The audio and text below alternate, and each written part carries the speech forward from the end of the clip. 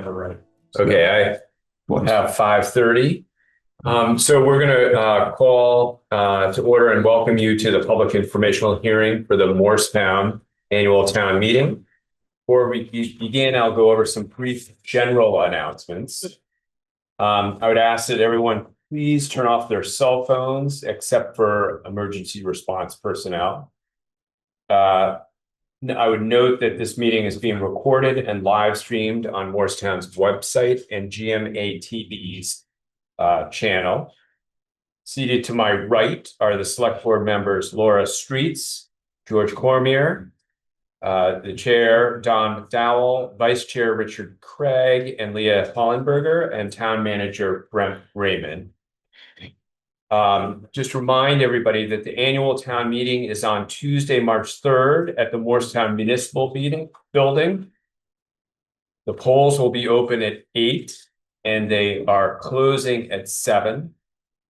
Just as a reminder, there's no longer an annual floor town meeting. All articles are voted on by Australian ballot. All active registered voters will be automatically mailed their ballots by February 11th, 2026.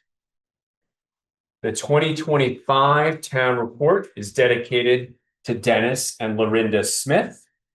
Please read more about the Smiths in the town report, which is anticipated to be delivered by February 17th, 2026.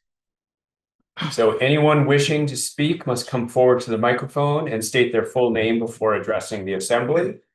All questions and remarks must be addressed to the moderator.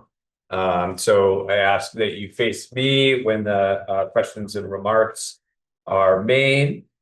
Your speeches must be confined to the merits of the article. The articles are confined to those that were warned. And so any comments and questions should be confined to those particular articles. And we'll read each one of the I will read each one of the articles before and then request comments or questions on them. All participants are allowed to speak twice on a given article for a maximum duration of 2 minutes each time. After you've spoken once on a particular article, you will not be recognized a second time during the discussion on that article until all other voters who wish to speak on the issue for the first time are given an opportunity to do so. Just remind people that it's also restricted to members of the community for comments and questions unless there is authorization from the floor. Okay. And so we will begin. Any questions? Start with Article 2, which is, shall the voters authorize payment of real and personal property taxes in 2 equal installments, with the due dates being November 16th, 2026 and May 17th, 2027 by physical delivery to the town treasurer before 4 p.m. Eastern Standard Time. Are there any questions or comments about Article 2?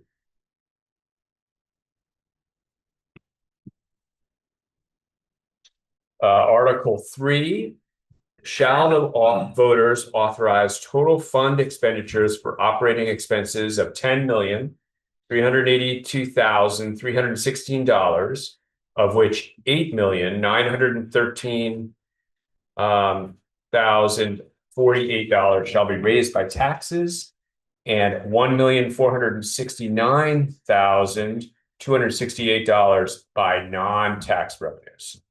Are there any questions or comments about Article 3?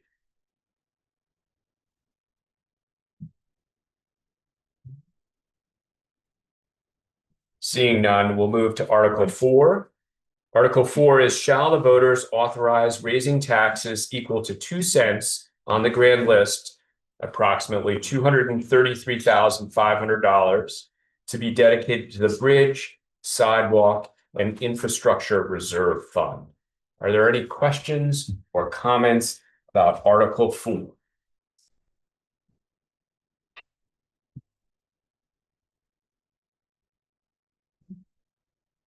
Article 5.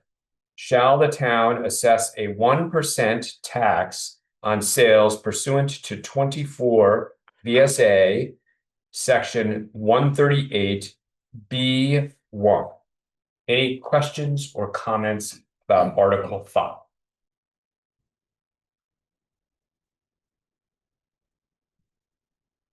Article 6.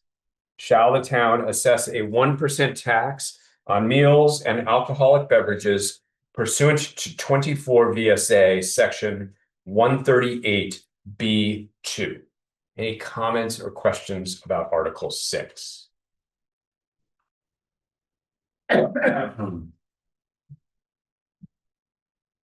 Article 7.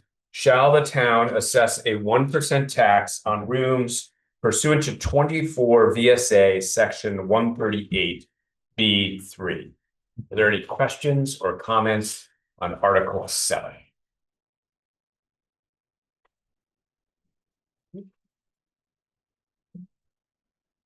We are now going to discuss Article 8 and 9, but before doing so, and moving into the discussion, the chair of the select board, Don McDowell, would like to take a moment to explain why these items are appearing again on the ballot. Don? Thanks, Shep.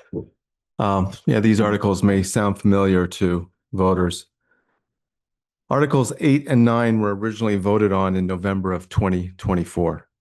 However, state statutes require that a public warning for any ballot article involving the borrowing of money for more than 5 years be published 3 times in a newspaper of general circulation prior to the vote. In this case, the warnings were published only twice.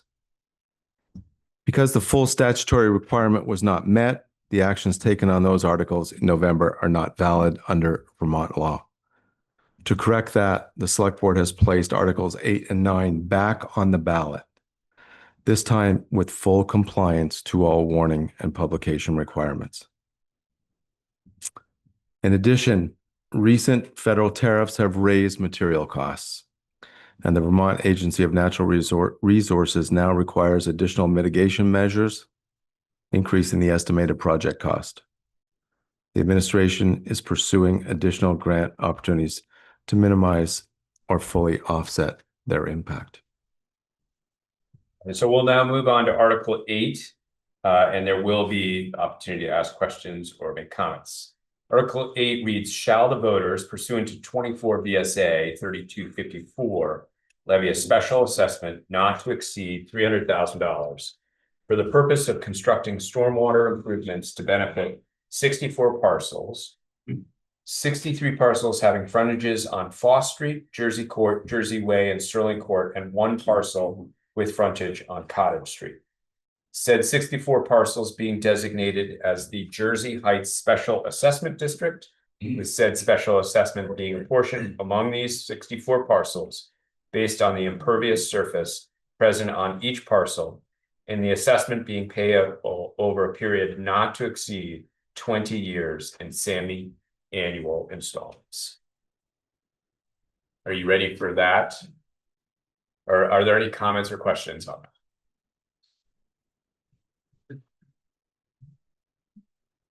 Right. I just want to note that only the 64 parcels comprising the Jersey Heights Special Assessment District will be assessed for these costs. Complete list of the parcels to be assessed, identified by their respective street addresses, and the taxes proposed to be assessed to each parcel is available for review at the town clerk's office during normal business hours. Okay, Article 9. Shall the voters of the town of Morristown authorize borrowing an amount not to exceed $300,000 to be financed over a period not to exceed 20 years to pay for the state-required stormwater infrastructure improvements in the Jersey Heights Special Assessment District? Any questions or comments on that?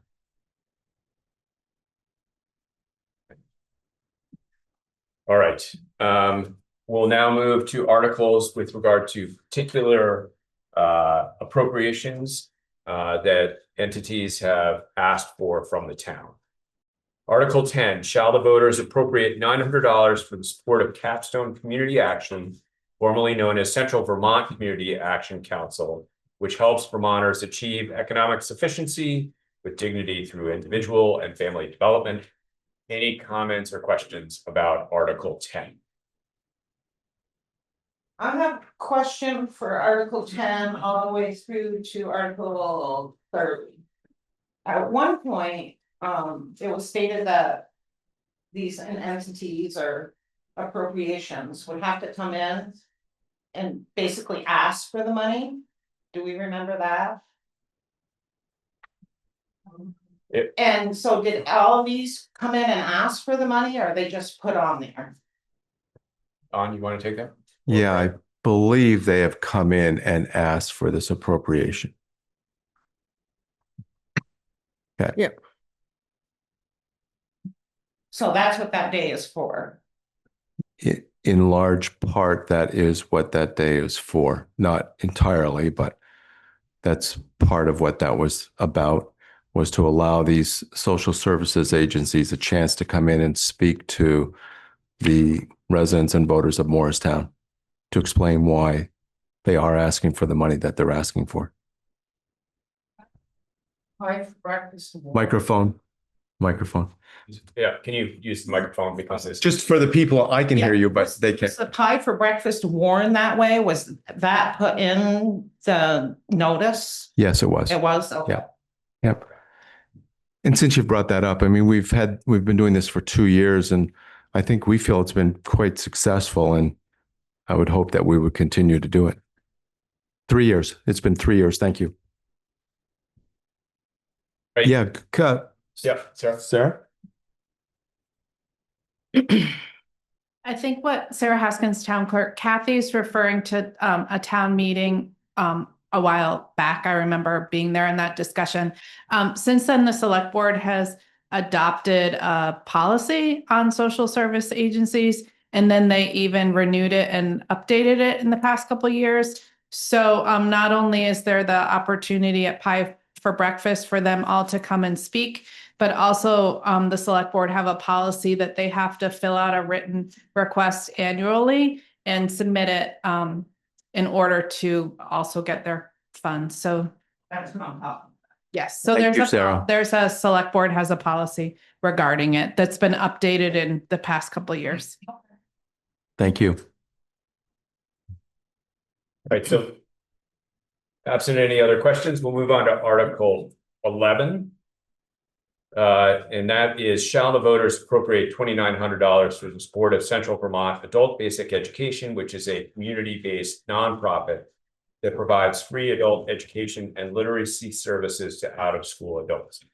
Any questions or comments about Article 11? Seeing none, we'll move to Article 12. Shall the voters appropriate $2,500 for the support of Central Vermont Council on Aging, also known as CVCOA, which supports older adults and family caregivers to age with dignity, remain healthy, and stay active and connected to communities through a variety of programs and services. Are there any questions or comments about Article 12? Seeing none, we'll move to Article 13. Shall the voters appropriate $1,750 for the support of the Clarina Howard Nichols Center, which works to end domestic and sexual violence, human trafficking, and stalking through advocacy, outreach, and education, prevention, and social change? Are there any comments or questions about Article 13?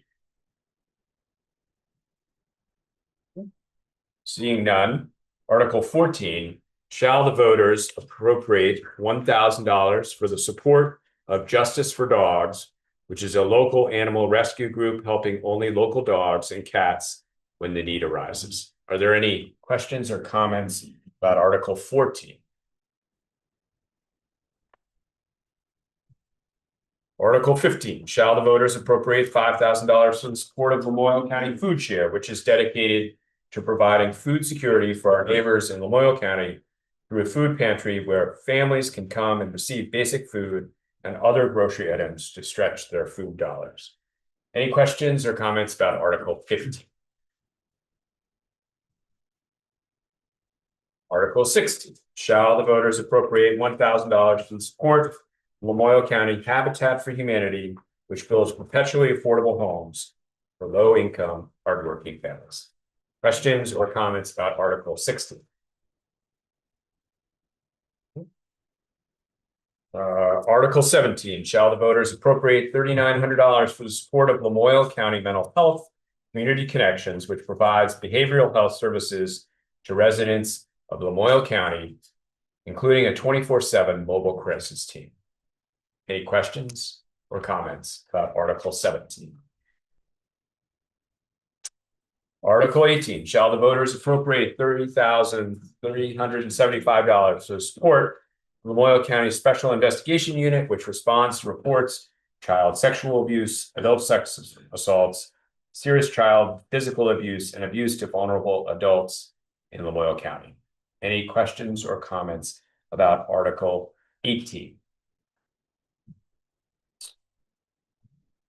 Article 19, shall the voters appropriate $4,000 for the support of Lamoille Day Services, which provides adults with an alternative choice for long-term health care while remaining as independent as possible in the care setting of their choice?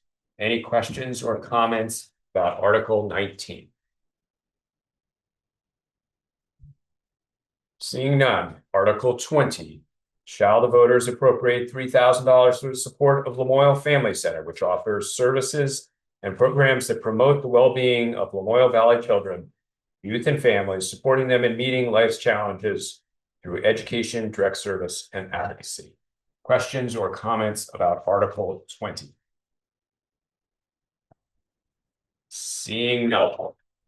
Article 21, shall the voters appropriate $15,681 for the support of Lamoille Home Health and Hospice, which provides home and hospice care to residents of Morristown in their homes, keeping them out of hospitals and facilities? Are there any questions or comments about Article 21? Seeing none. Article 22, shall the voters appropriate $1,000 for the support of Lamoille Housing Partnership, which collaborates with communities to create and preserve quality, affordable housing opportunities in Lamoille County for households earning lower and moderate incomes through employment or Social Security? Any questions or comments? Right.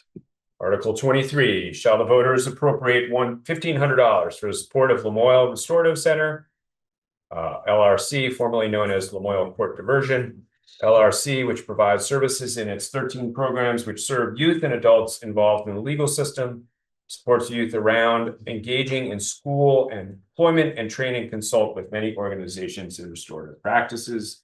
Any questions about Article 23?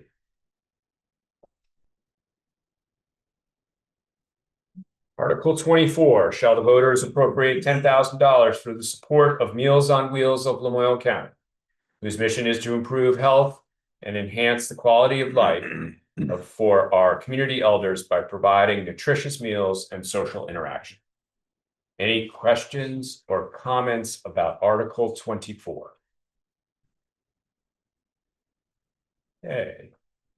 Article 25, shall the voters appropriate $1,000 for the support of North Country Animal League, NCAL, which provides animal stray and surrender services, pet food assistance, adoption services, low-cost wellness clinics, and humane education programs to youth? Any questions or comments for that? F. Hi, this has been a topic sort of on my mind for a while, but I was so wrapped up in preparing comments, if I even end up delivering them on the Route 100 deal, that I didn't really prepare something. But I think eventually we're going to have the discussion. Clearly, it's not going to be this year because we have had too much else going on in this town. I think things have been proceeding pretty well. What exactly ought to be paid for with a property tax? and what ought not to get money from essentially a lien on everybody's house. I mean, you make an agreement with the bank, they're going to own your house until you pay it off. And it's part of the contract that you make to own the house. Should that be part of the contract to simply move into a town, that if you don't pay this sum of money, you're going to lose your place of residence? It's more of an issue than has ever really been discussed at a philosophical depth. What do I owe in order to live here, and to whom do I owe it? I've come down. I don't mean to interrupt you, but are you speaking to this specific article?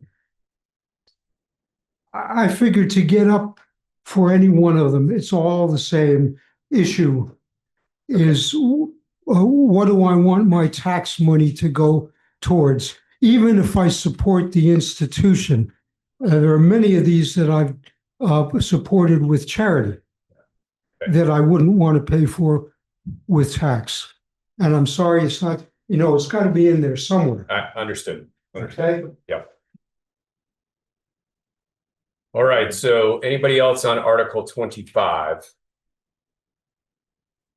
Article 26, shall the voters appropriate $5,000 for the support of Northern Central Vermont Recovery Center, provides a safe, welcoming, substance-free environment for individuals and families on their path to lasting recovery from substance use disorder. Are there any questions or comments on Article 26? Article 27, shall the voters appropriate $1,000 for the support of retired senior volunteer program, also known as RSVP, whose volunteers help create a caring network of support to help older Vermonters continue to live independently while staying socially connected. Are there any questions or comments about Article 27?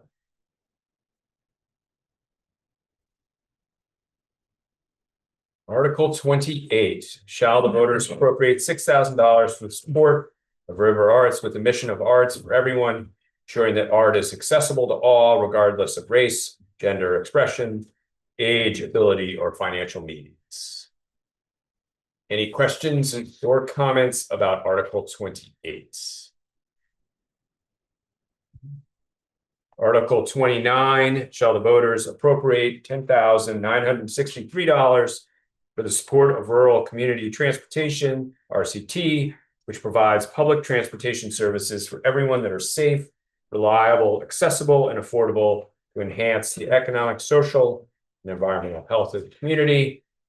Are there any questions or comments about Article 29?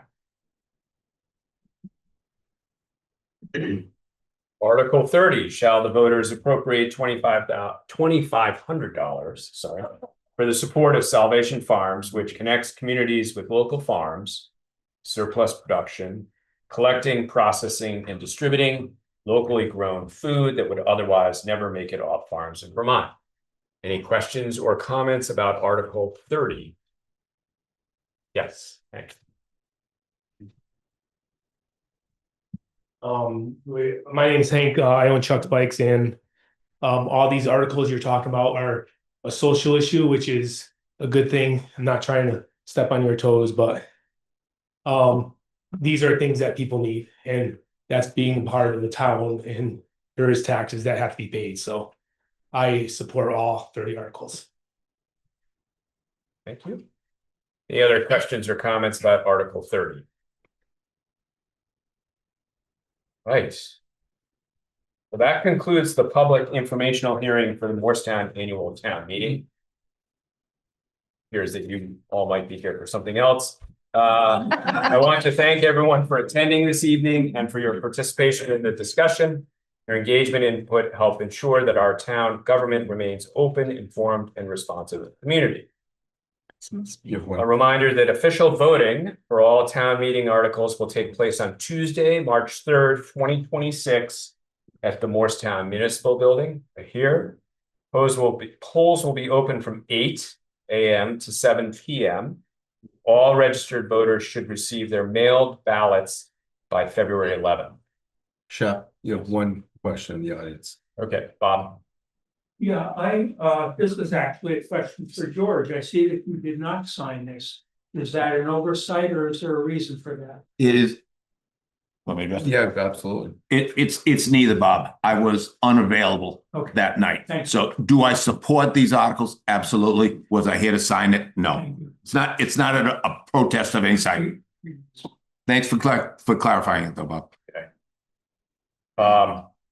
I just want to talk about the mail ballots. For those of you who use the US Postal Service, it's a great postal service.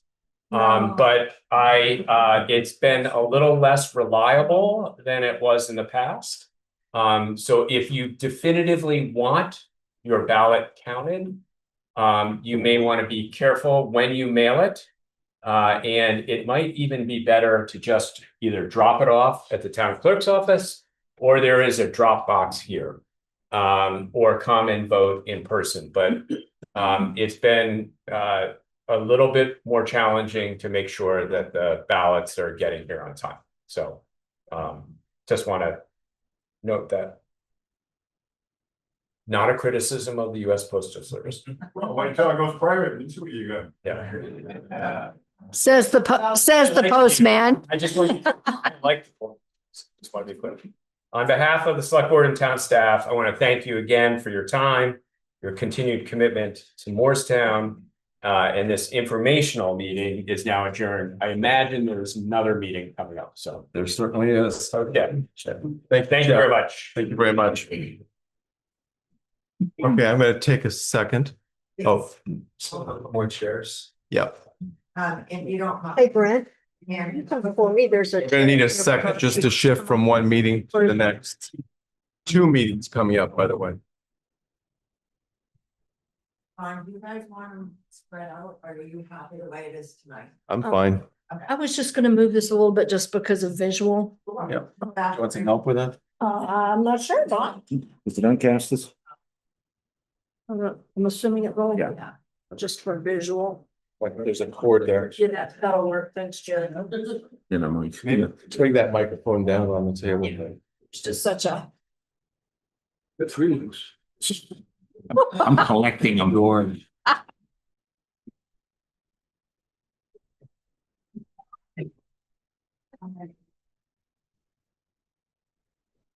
Take more if you want. Okay, good evening, ladies and gentlemen. I'm going to call the meeting of the Town of Morristown Board of Liquor and Tobacco Control to order. It is 5:58. Monday.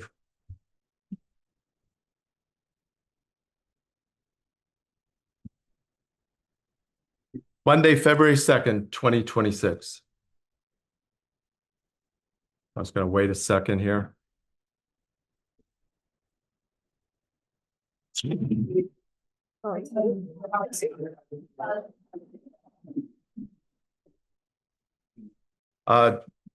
Do we have any agenda changes or additions?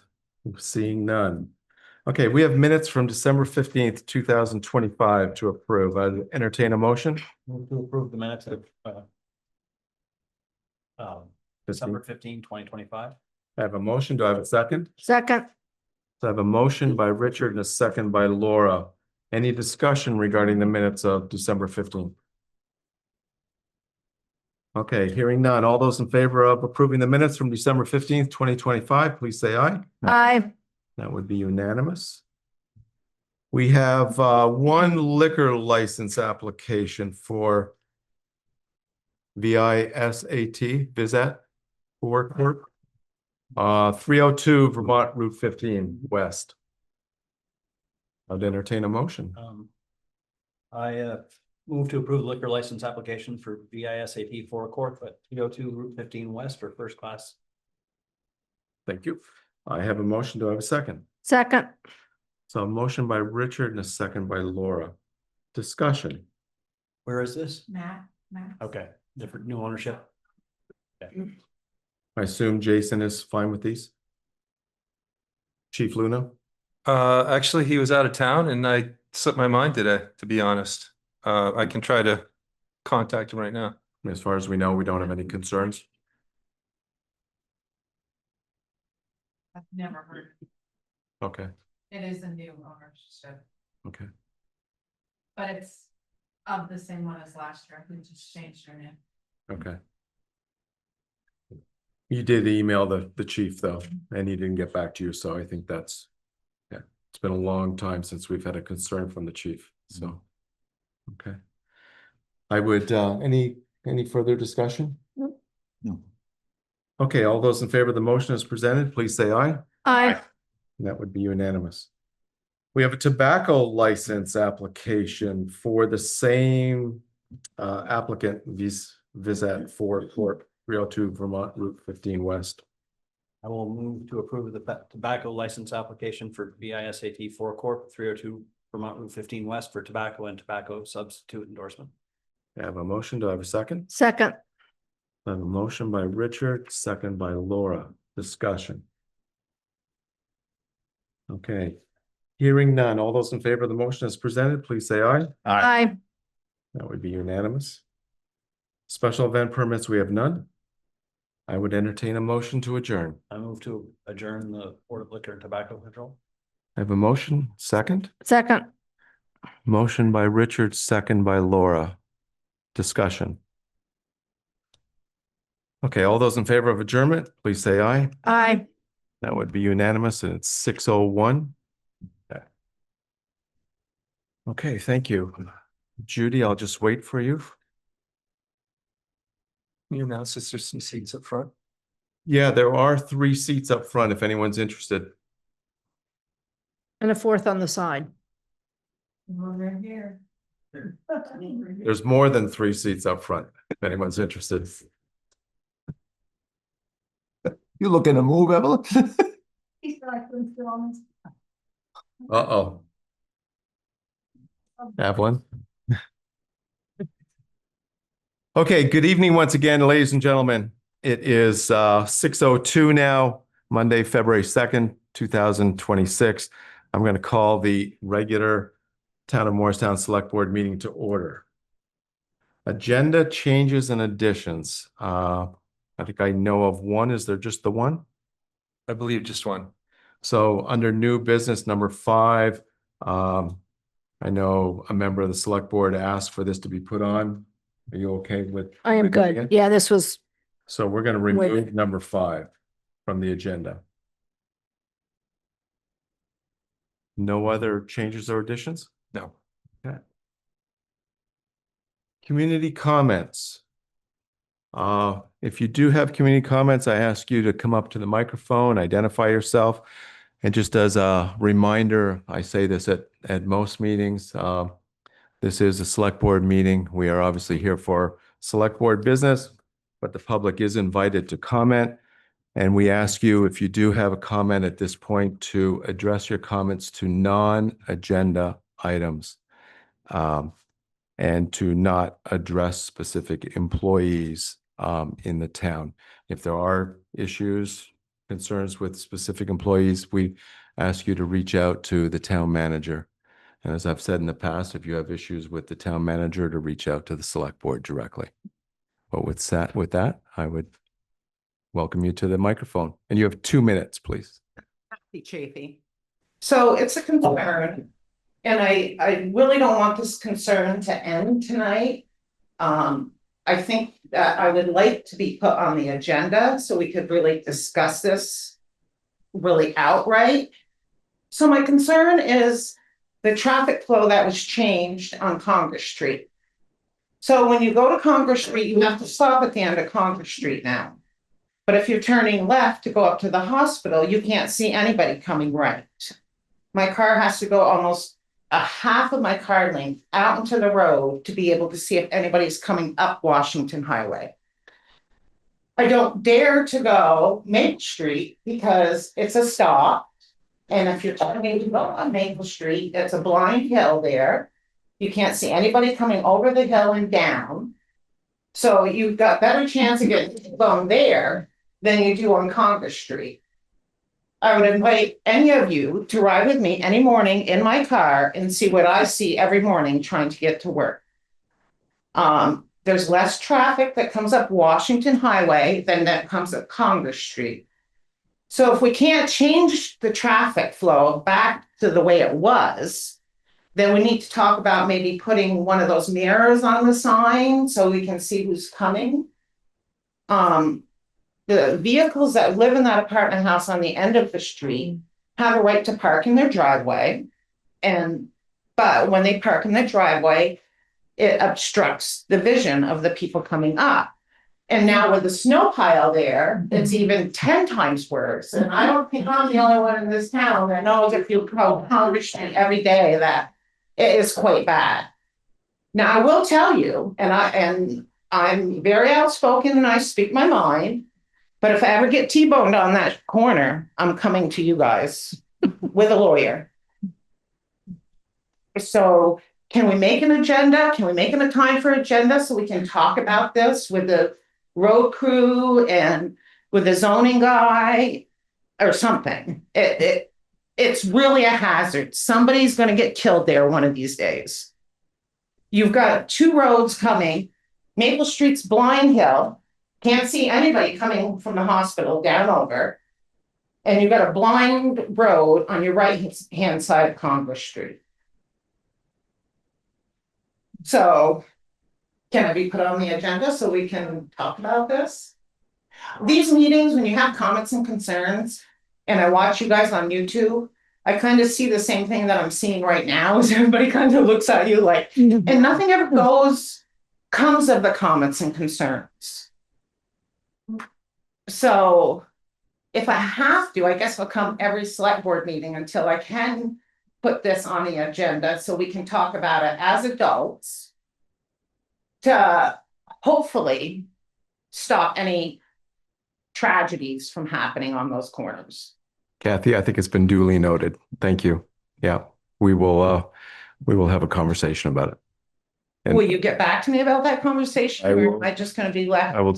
Brent, it's been duly noted, and we'll have a conversation with our superintendent, our highway superintendent. So will anybody respond to me about that? Yes, I will. Thank you. Don, I have a comment, just quick.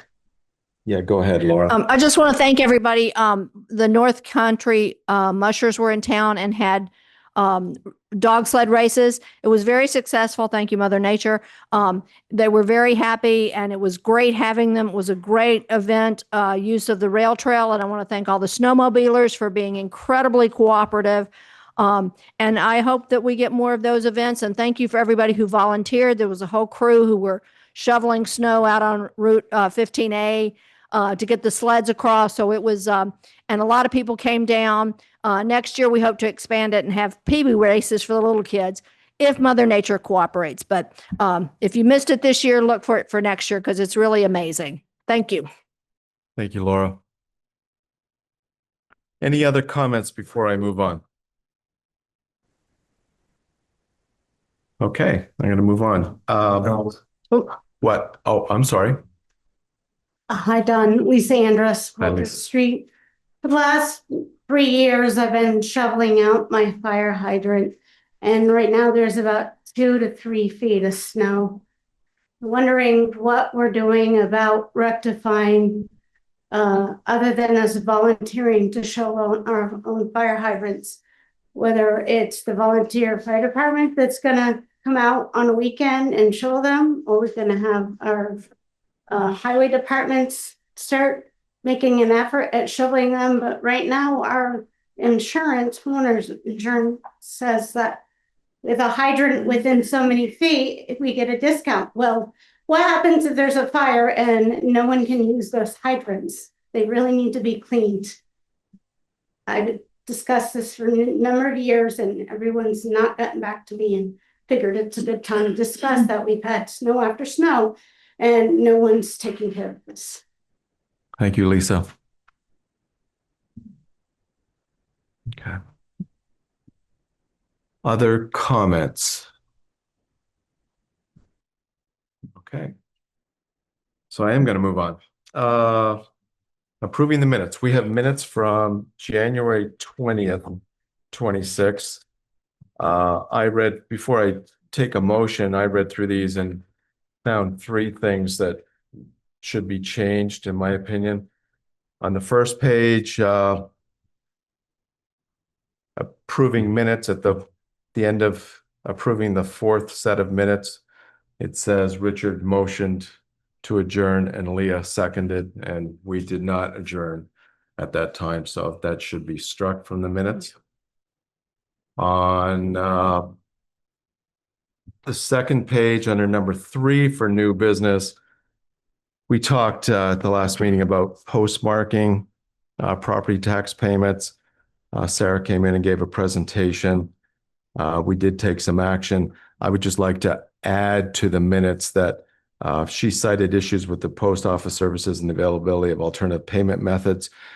We did agree to discontinue the use of postmarking, but I would like the minutes to reflect the fact that this will not take place this year, that this will not affect the current year. It will take effect next year. And the third item is under number 5 of new business. We made a motion and the motion failed. It does say the motion failed by roll call vote 5-0. That, just for clarity, should read the motion failed by roll call vote 0-5. So with those 3 changes, I would entertain a motion. I'll move to approve the minutes of 1/2026 With those changes? with those changes.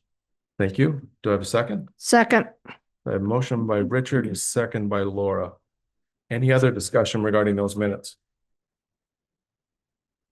Okay, hearing none. All those in favor of the approving the minutes of 1/2026 with those 3 changes, please say aye. Aye. That would be unanimous. We have minutes as well from January 26, 2026. I'll move to approve the minutes of 1/26/26. Thank you. Do I have a second? Second. So I have a motion by Richard and a second by Laura. Any discussion regarding those minutes? Hearing none. All those in favor of approving the minutes from January 26, 2026, please say aye. Aye. I'll abstain. You're going to abstain? Yeah. Okay, so that would be 4 ayes, no nays, and 1 abstention. Okay, thank you. Okay, new business. Number 1, to approve and sign the municipal resolution for downtown transportation fund grant application. And I guess before we do need to take some action on this. Before doing so, I assume there's a match involved in this, Brent? Yes, 20%, which we And- have funding for. And that's in the, okay, great. And how much would 20% be? I do not have that I on can- the top of my head. But it's, I can speak if you'd like. The 20% we're Who's well speaking? over. oh, I'm this sorry. is Adele? I'm sorry. Adele Taplin, Economic and Community Development Director. I've been working with the highway supervisor, Jordan St. Ange. The estimates that we've come up with put our match at 63,000, with 125,000 being requested. That's a 34% match. Okay, great. Okay, thank you, Adele. Yep. Thank you very much. Okay, I would entertain a motion. Oh, and all I should mention, most of that will be an in-kind match with work from the transportation department, highway department. Okay, great. Yeah. Okay, thank you. I'll move to approve and sign the municipal resolution for the downtown transportation fund grant application. So I have a motion by Richard and a second by Leah. This is great. Thank you, Adele. I mean, this is what folks in town have been asking for, is revenue. As we all know, revenue is our shortcoming, and it's great to see this money coming in. And this is a downtown transportation fund, so this is only available to towns that are designated downtowns. Yay. Okay, great. So she's referring to our recent addition to downtown designation here in the state of Vermont. That's great. Any further discussion regarding the motion? We know when we'll hear back. Do we know when we'll hear back, Adele?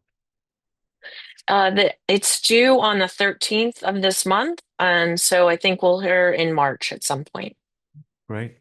Thank you. It's scheduled according to what Jordan St. Ange just put together. We would do it this summer, over the summer. Great.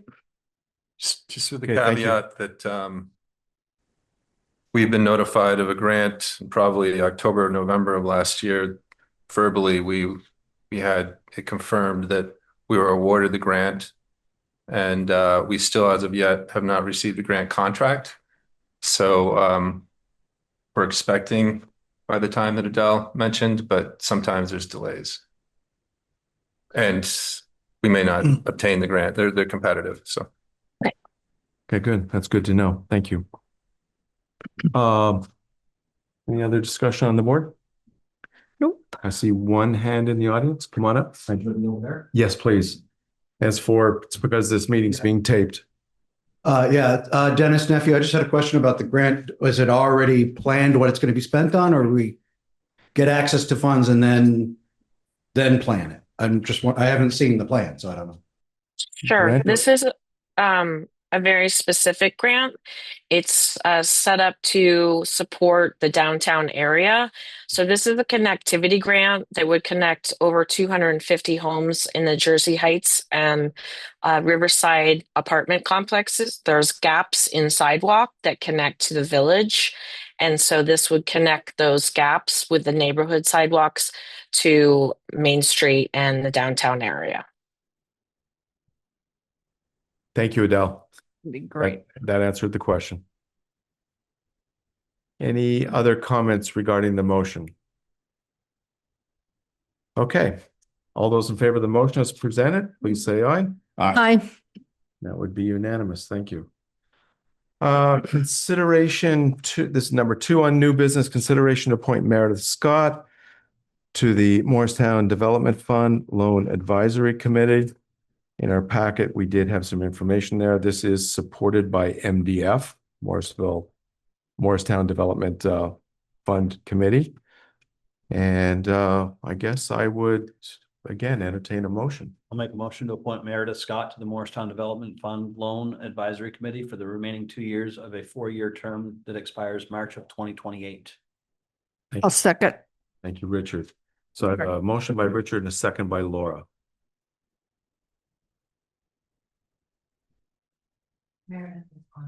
Oh, Meredith's on. Meredith, is there anything you would like to say?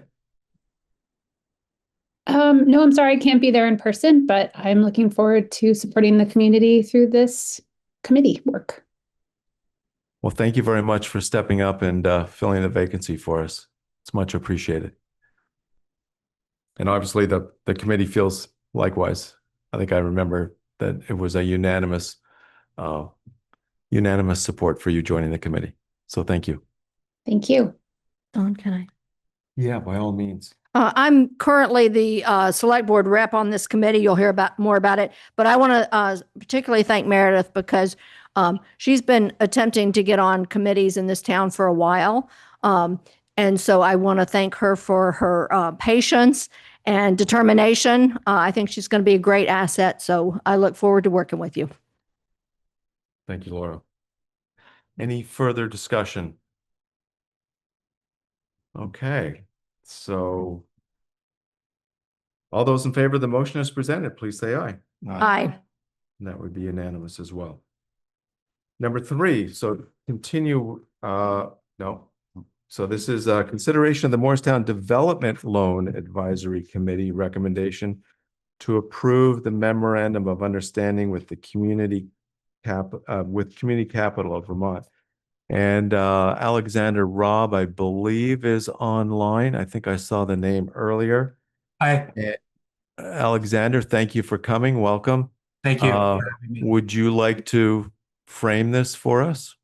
Yeah, sure. My name is Alexander Robb. I live in East Montpelier, Vermont. I went to U32 and I'm lived here for about 40 years. I am on the Central Vermont Regional Planning Commission, and I'm also a planning commission of my town. I worked for many years in the Washington Central Supervisor Union as a business administrator, and I've been the executive director of Community Capital of Vermont for 6 years. Community Capital of Vermont is a lender, and we also provide training and coaching for entrepreneurs across the state. We came out of Capstone Community Action, out of their microloan to business program about 20 years ago. We have a lot of federal relationships, including relationships with the Small Business Administration, the Department of the Treasury, and the U.S. Department of Agriculture. And we work around the state making loans using those funds. And we also work a lot with small local towns on the revolving loan funds. We manage revolving loan funds on behalf of towns throughout the state. And we've just found over the years that we can bring a very entrepreneurial spirit to a town's revolving loan fund and really work hard to get the money out the door and support local businesses. We have a lot of experience finding people to lend money to, underwriting those loans, servicing those loans, and then sometimes, unfortunately, collecting on those loans when things go bad. I was first contacted by Brent in September, and I've been working with the committee since to try and come up with this plan. And I think we've come up with a really good and actually a very kind of trail-breaking way to manage these loan funds that lets the town keep the money on their balance sheet while we use the town to make the money to make loans to businesses in the town. We make loans up to $100,000. We offer lines of credit, and I think it'll be really great for new businesses that come into town. We'll work closely with the economic development staff. When a new business comes into town and needs capital to start up, we will engage and work with them to get them the funds that they need, and also with existing businesses. We plan on doing a marketing campaign in the town, and we plan on having office hours every other week in the town, open to all businesses. Over the years, some of the businesses we've supported in Morristown include Pizza on Main. These are all businesses we've funded over the years. North Country Cakes, Cake and Crumb Bakery, El Toro, Green Mountain Holistic Healing, Florist, Bramble and Bloom, and several other small ones. So it's been great working with Brent and with the committee, and I'd be happy to answer any questions because I know that you have a very busy agenda tonight. So please let me know if you have any questions for me. Thank you, Alexander. Are there questions from the board? I do. George? Alex, can you tell us of the loans you do each year, what percentage end up successful and what percentages have to be foreclosed on? Yeah, so our average net charge off over the last 10 years is 3.1%. So we've charged off about 3.1% of our loans. 3.1% of your loans are not successful. 3.1% of our loans are charged off every year. Charged off. Okay. So, and is that consistent predominantly from year to year? I realize we're talking about a group of people or organizations that may not have been able to get funding through conventional sources. Mm-hmm. Is that a relatively constant number? You know, it goes up and down a little bit with the economy. And COVID definitely has some effect. Actually, COVID, less people defaulted during COVID because of all the federal aid that was available. We run a program called the SBA Microloan Program, and during COVID, the federal government made 13 months of payments for all of our clients. So that's one of the reasons we use that program is they literally, the government made the payments for 13 months for people. And, you know, we're hopeful if anything were to happen again, they would pull out the same playbook. But yeah, our long-term average is 3%. We did $1.5 million in loans last year. You know, we work really hard on our underwriting, and you know, and again, we have abilities to do things that towns can't. Like, for instance, we can pull credit reports. You know, that's just a small example of something an organization like ours can do during our underwriting process that a town revolving loan fund committee might struggle a little bit with. So we do have towns loans that go bad, but over the years, it's been 3% has been our long-term average. So. And am I correct in understanding that the principal returns back to the Morristown Development Fund, the interest remains with community capital as your source of funding for operations? Yeah, that's correct. So the way to work when we make a loan, we'll put a check request to the town, and the town will distribute a check, and then during closing, we'll give that to the client. And then each month, as the loans are paid back, we'll keep the interest on the loan as pay for our services, and the principal will be sent back to the town every month at the end of the month, using a check. So we'll provide annually reports to the town, quarterly reports to the town. We're available to come to the select board as needed. So I think it's going to be a really interesting structure. You know, for years, the way these funds worked is the entire amount would be given to an organization like ours, and kind of handed over. We've done many of those deals over the past. But the nice thing about this from the town's perspective is, one, you get to keep the interest income on the bank account as it accrues on the funds that haven't been paid out. Two, you can end the deal at any time. You know, if you have any questions, and the funds that haven't been loaned out will be in your bank account already. Our goal is to lend this out not all at once, but over an economic cycle. So over the next 5 to 7 years. We hope that a lot of the loans will be $15,000, $25,000 loans, but you know, they can be for all kinds of businesses, smaller businesses. You know, we just did a $3,000 loan today, and then we do larger ones. We do up to $100,000, and we can also, you know, use. We partner with Vita. We partner with other banks. Say a Union Bank comes in and they have a loan where they're going to do a property, and then the business owner needs a working capital loan. We often partner together. So I think the really great thing, one of the good things about this for the town is we'll be in your town, and we'll bring some small town, small organization kind of customer service, but we also have access to larger resources. You know, we're also audited every year, and we're a registered nonprofit community development organization with the state of Vermont. So yeah, that's okay. One more for you, and then I'll let other people have it. Yeah, of course. In your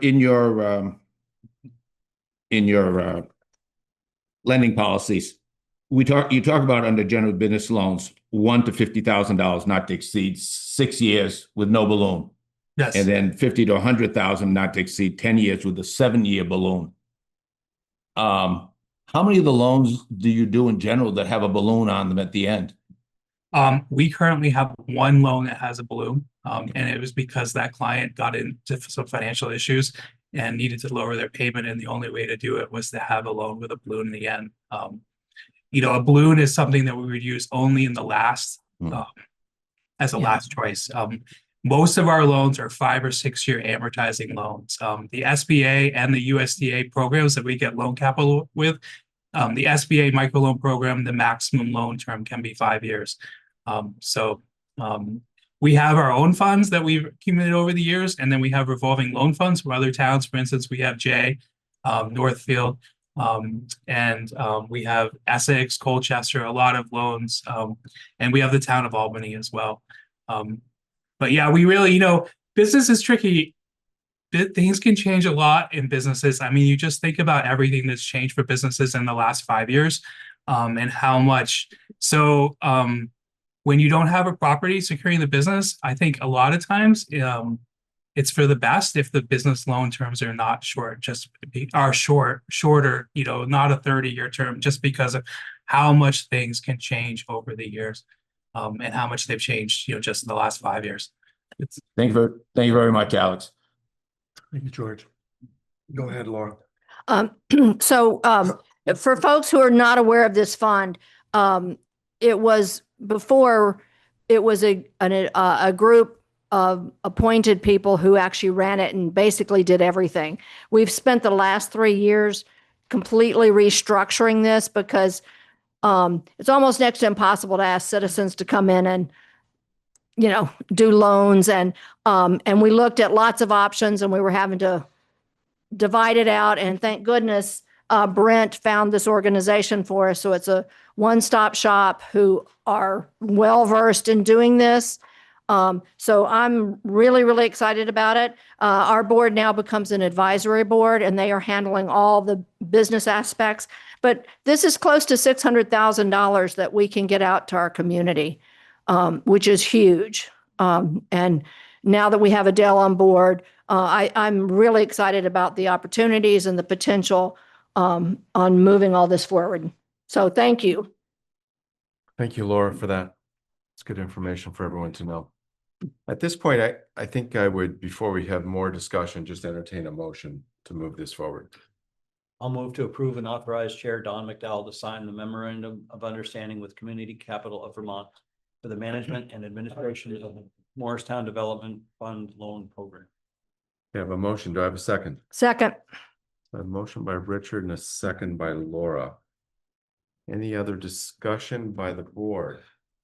No, he answered my questions already, so. Right. Yeah. Super. I see. Go ahead, Brett.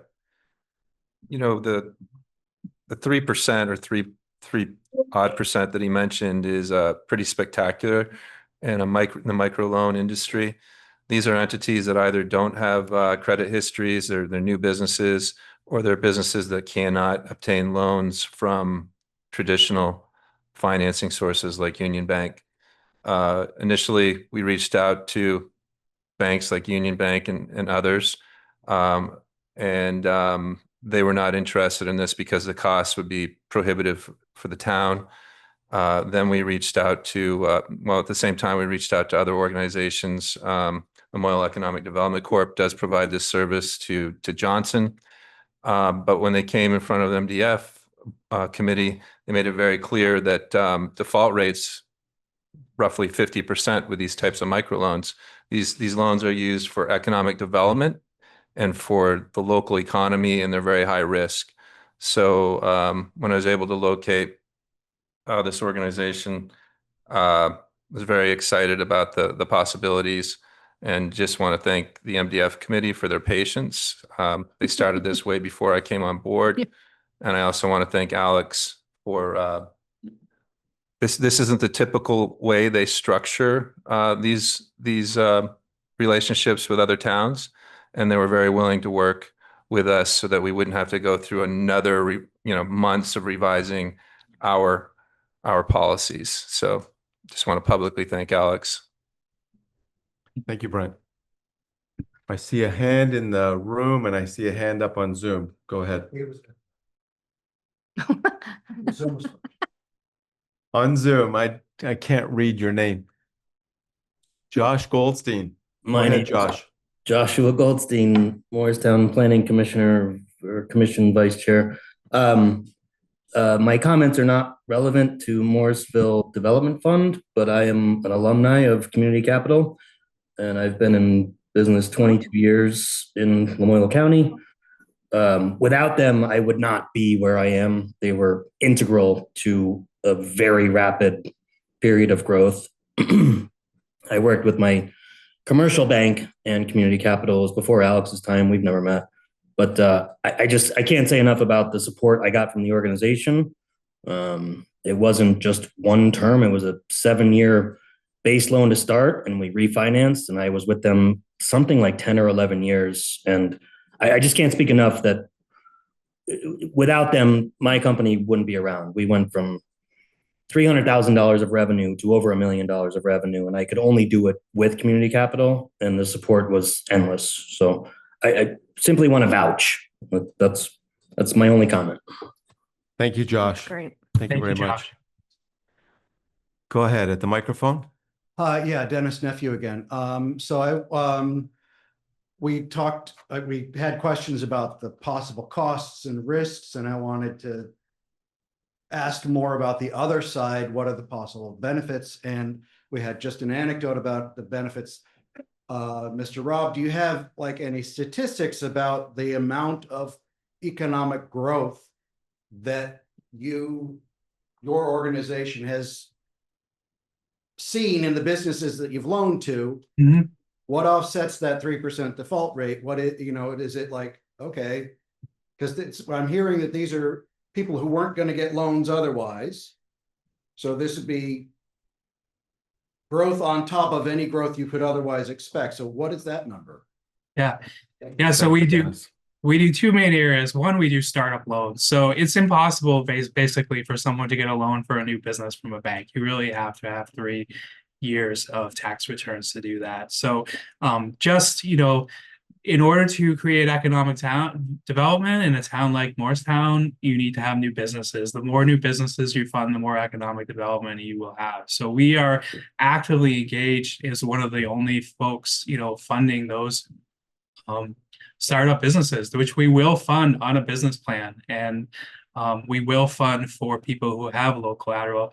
These days, it's very difficult, especially for young people, to acquire the collateral they may have to get business loans. It's harder to buy a house. And the typical way that most people finance a startup business is one of two ways. They get a business loan from an entity like us or a bank, or they get a home equity loan or some kind of loan on their home. And that option isn't available right now for the young people. And there's also a lot of older folks who have businesses they want to pass along. So we're actively involved in that solution. As we have a designation from the US Treasury where we're a community development financial institution. And that means that we have to make 60% of our financial loans every year to low-income entrepreneurs. So that leaves the other 40% for for people who have higher income. So we go out and we build up a series of loans to folks that qualify for that designation, and then we go out and make some more. We've done about $12 million in loans in the last 10 years. We've started hundreds of businesses and created hundreds and hundreds of jobs. From what we see, about 1 out of every 5 businesses we work with really thrives.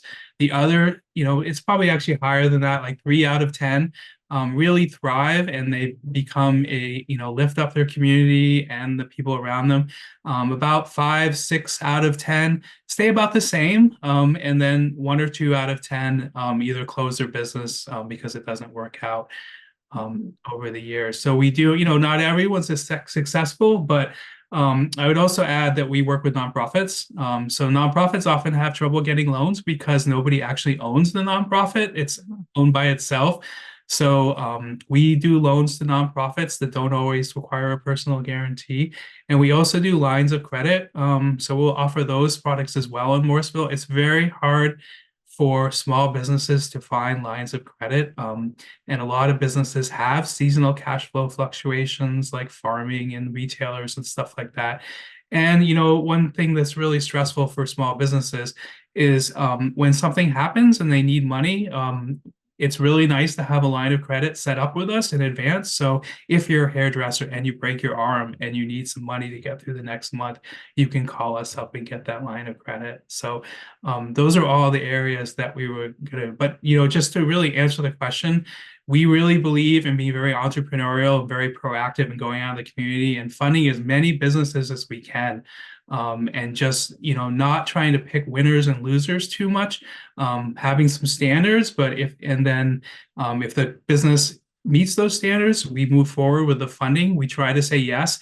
And by funding as many businesses as we can, some of those businesses will be successful in the end. And that's how we'll create economic development, by using a shotgun kind of approach and just being very aggressive and being out there and doing our best to fund as many ideas and businesses as we can. Thank you, Alexander. Dennis, before you ask your second question, I just want to give everyone a chance to ask their first. Second question, I didn't get an answer. I'll give you a chance to come back to the microphone, but I want to give everyone else a chance to speak first. Is there anybody else that would like to ask a question? Yes, come on up, Kathy. Kathy Chafee, for the ones that default, who eats the money? So 50-50, or is it the town, just the money disappears? The money does not get paid back. When a town default, if a client eventually, after all of the steps that we go through to minimize the account, the default, and if there's no collateral, the town would eat the loss, yes. Fine. Yeah, go the ahead. money, Brett. basically that principal that had been paid to the client at closing would not come back to the town. It would just be.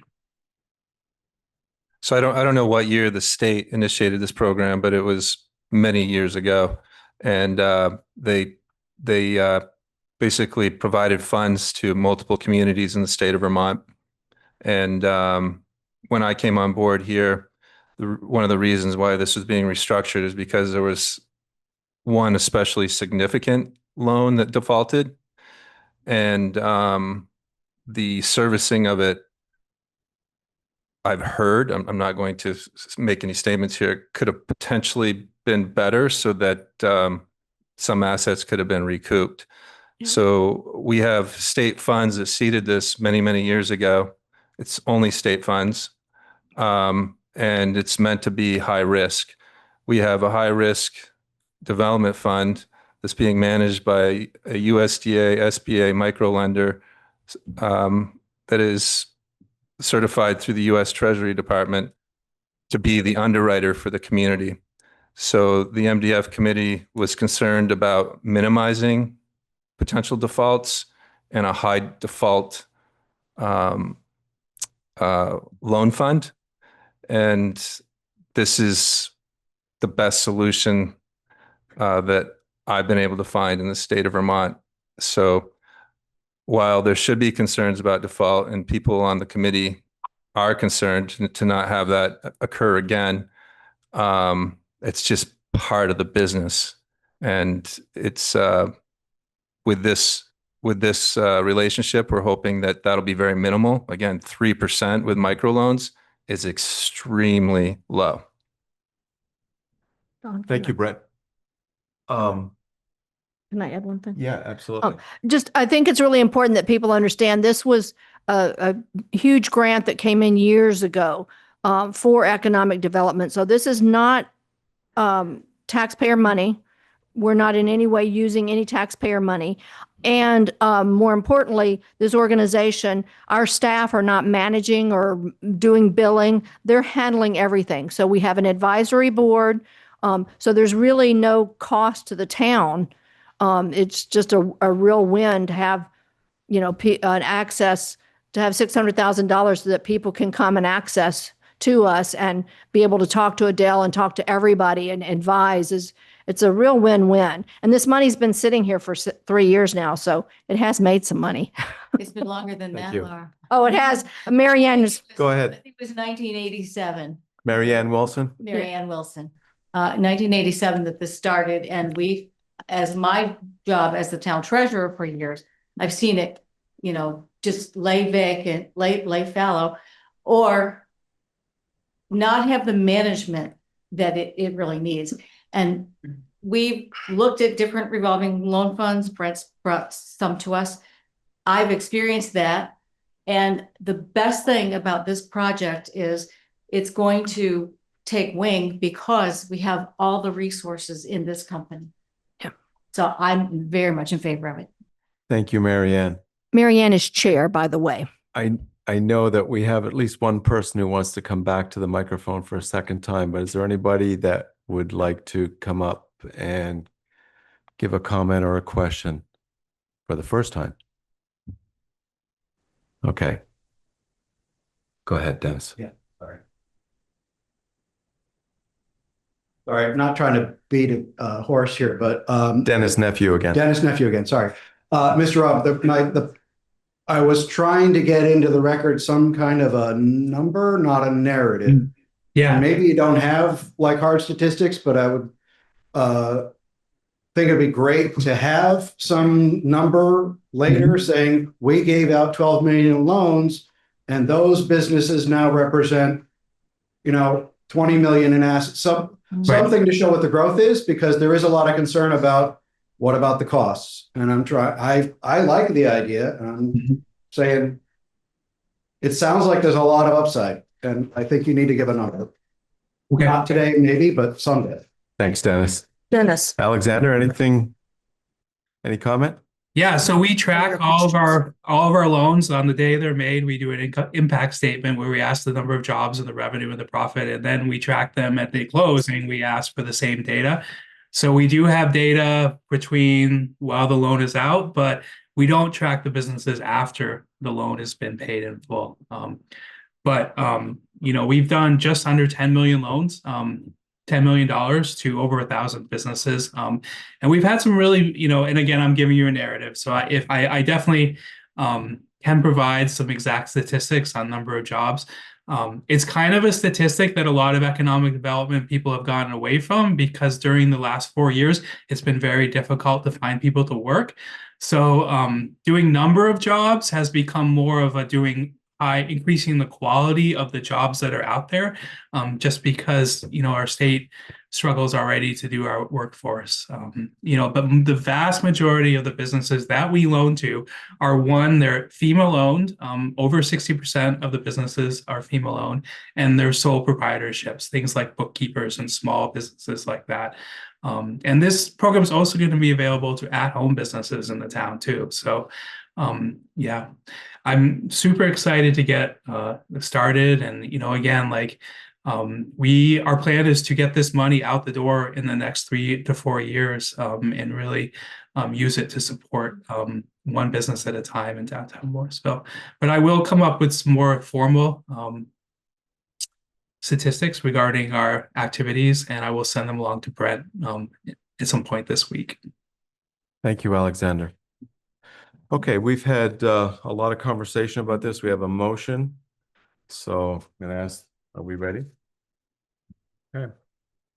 So I'm just going to ask all those in favor. Do you want to repeat the motion? I think we know what the motion is. Yeah. Yeah. Okay, so all those in favor of the motion as presented, please say aye. Aye. That would be unanimous. Thank you. Thank you so much. Yeah, thank you. Thank you very much, Alexander. Thanks for coming and sharing your thoughts with us. Great. Good luck with everything. We're really excited. Thank you very much. Yep. Okay. Okay, number 4 on our agenda, review and approve the paramedic intercept rate increase.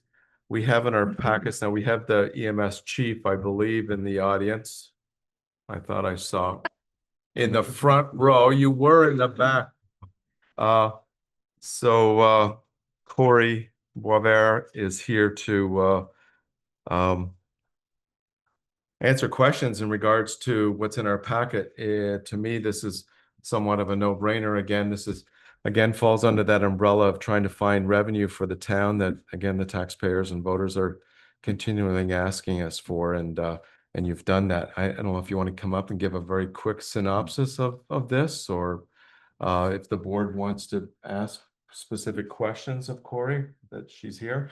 I mean, essentially, we're talking about increasing the intercept rate from $250 to $500. And these are for, this is EMS intercepts. So, Don? And it's my understanding that $500 is somewhat the usual now. So we're not embarking up a whole new environment at this point. Go ahead. I'd recommend, so the audience can understand what a paramedic intercept fee is, that maybe number 2 be read by Corey or you, whichever. Okay. So the question is, what is a paramedic intercept? A paramedic intercept occurs when Morristown EMS sends a paramedic unit to join another service's BLS. I'm not sure what BLS. Basic life support crew for a 911 call so that ALS assessment, medications, and procedures can be provided. The original BLS service keeps the patient and transports. Morristown's medics either ride in or provide ALS care on scene and turn care back over, depending on the case and protocol. This is separate from mutual aid transport. In an intercept, the other service still owns the call and transport. We provide ALS capability they don't have. So, any questions from the board? I think we're looking for a motion, I believe. I move to approve increasing the paramedic intercept fee from $250 to $500 per intercept, and authorize Chief Boisvert to update mutual aid and intercept agreements accordingly. I have a motion. Do I have a second? Second. I have a motion by Richard and a second by Leah. Any other discussion from the board? Any discussion from the audience or online? I'd like to say I appreciate the work you put into doing this. This is a good way for us to get ahead of some of the costs that we're running into. Agreed. Thank you. Yeah, agreed, Corey. Thank you very much for doing this. Should say on the depth in your memo. Thank you. Okay, then. All those in favor of the motion as presented, please say aye. Aye. That would be unanimous. I meant to say I said I in my head.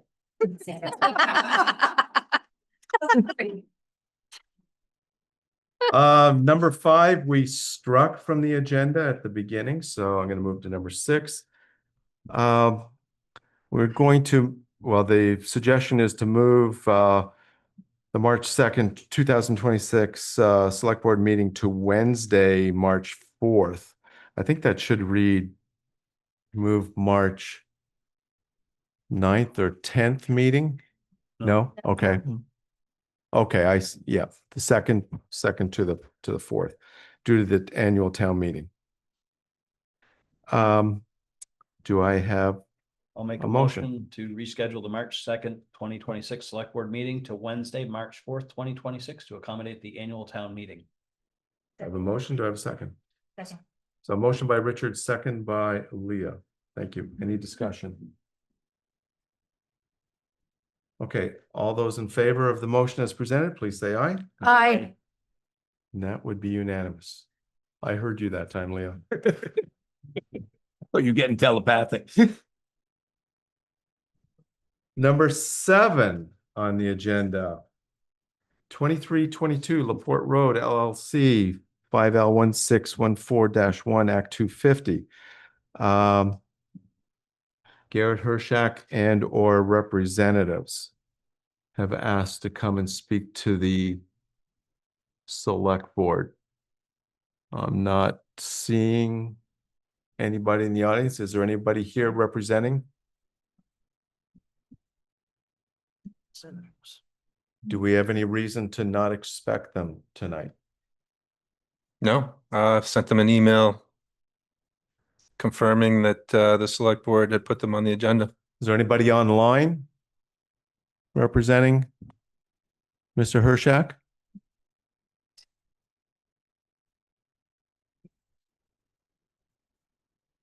Okay, this is a surprise to the chair as well. I imagine it's a surprise to at least 1 or 2 people in the audience.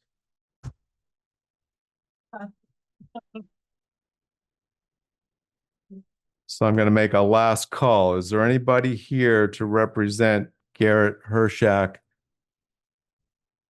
on this matter? Okay, if there's nothing, then I'm going to move on. I'm going to move on to number 8. Go ahead. Can I make a motion to have at least some discussion on it? You can make a statement. Yes, I'll give you 2 minutes to talk, Hank. So my name's Hank Loyak and I own Chuck's Bikes, and I've been around a lot of things in my life, and asbestos on submarines and stuff. And Thea and I have talked a little bit, and I've done a little quick internet thing.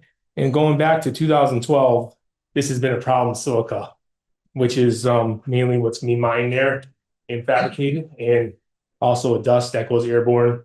They don't have enough water to do the soaking of it to prevent it from going airborne, because seeds with birds can fly hundreds of miles when excremented. And a lot of the silica stuff happened in 9/11 too, when the Twin Towers fell. So this is a dumping ground chemical that is very hazardous to be breathed in. And NPR actually had a thing on TV, on the radio about it. They had 400 federal lawsuits right now going on over silica. And so I think, I don't know how much you guys have looked into it, and ladies, but you need to really look into it before you pass this, because like you did, with something happens to someone, they're gonna come after you. So I can leave this here for you guys. There's a lot of articles that you can find and read yourself. And this was 5 minutes. Thank you, Hank. Thank you very much.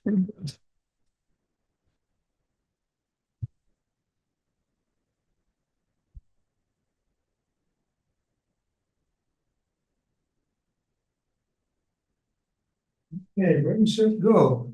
Lowington. What a disappointment. The guy doesn't show up and we don't get to talk. If you wonder why there was a reason, that's very strategic. Smart guy.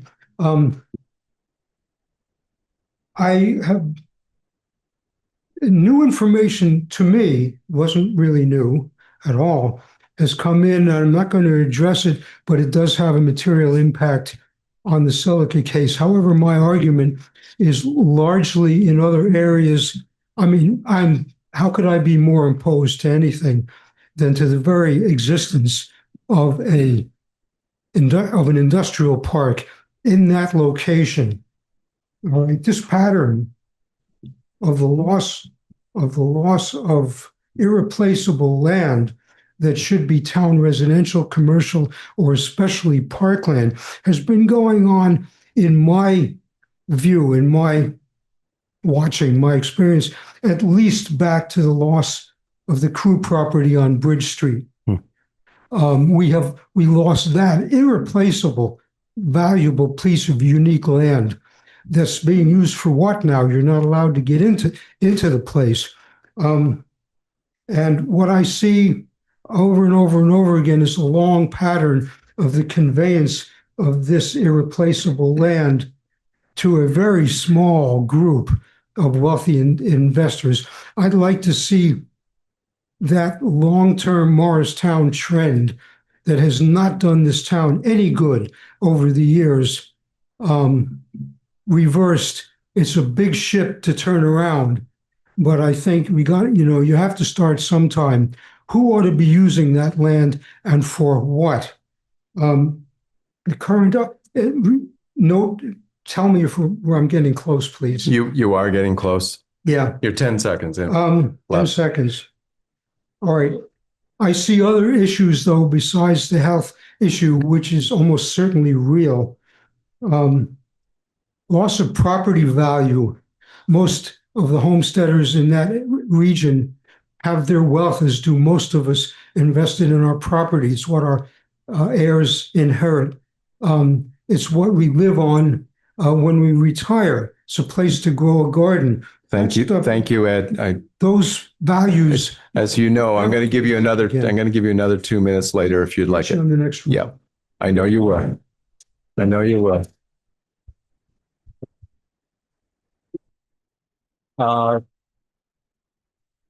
Yeah, Okay, so make a statement. I am extraordinarily opposed to this development. My name is Bob Borfrey. I live on Randolph Road. Every member of our community will be affected by this development one way or another. Significant health issues, destruction of our natural environment, a massive amount of traffic congestion, significant upgrades to essential services, roads, etc., decreasing property values. There are many more. I was at the DRB meeting about a year ago, a little more than a year ago, orchestrated by Todd Thomas. I was among the many in attendance. We were told that we had no seat at the table, no voice to be heard, no status, as we were not abutting landowners. Well, we are still here, and our voices are many, and we are being heard by our select board, town administration, and community boards that are in opposition to this development. And we thank you all for that, everyone that's opposed to it. There is nothing more important that the town government has to address than ensuring that what goes on in our town does not impose health risks to our citizens and the protection of our environment.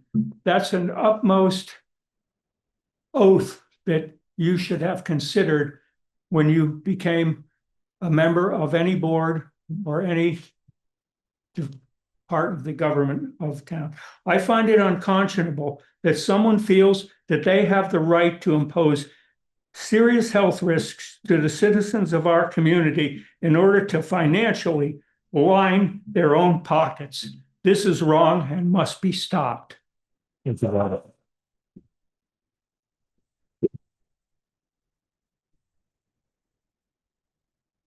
One, two, three. One, gentleman, Oh, lots of bags. Okay. You're next.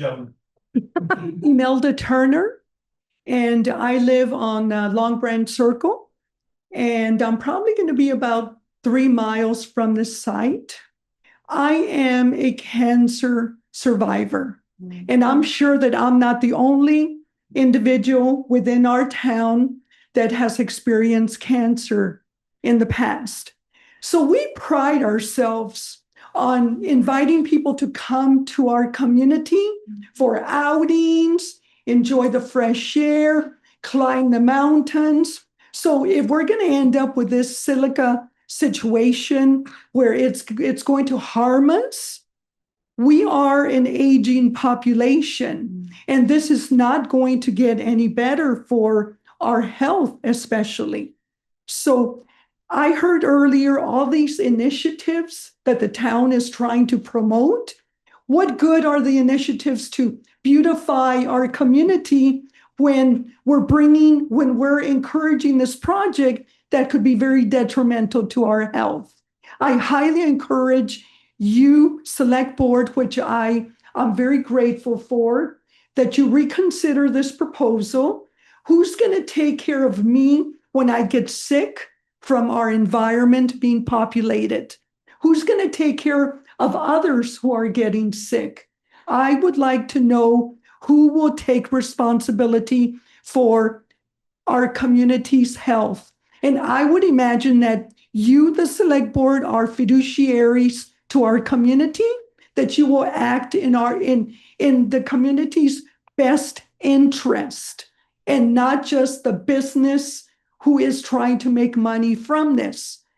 I am very confident that God is the director of this proposal, and he is going to see that the best interest of our community is going to take place. Thank you.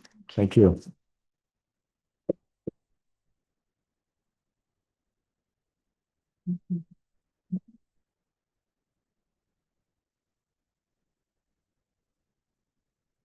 Good evening. My name is Michael Gatus, and I'm a new resident. I've only been here for about maybe 2 to 3 years now.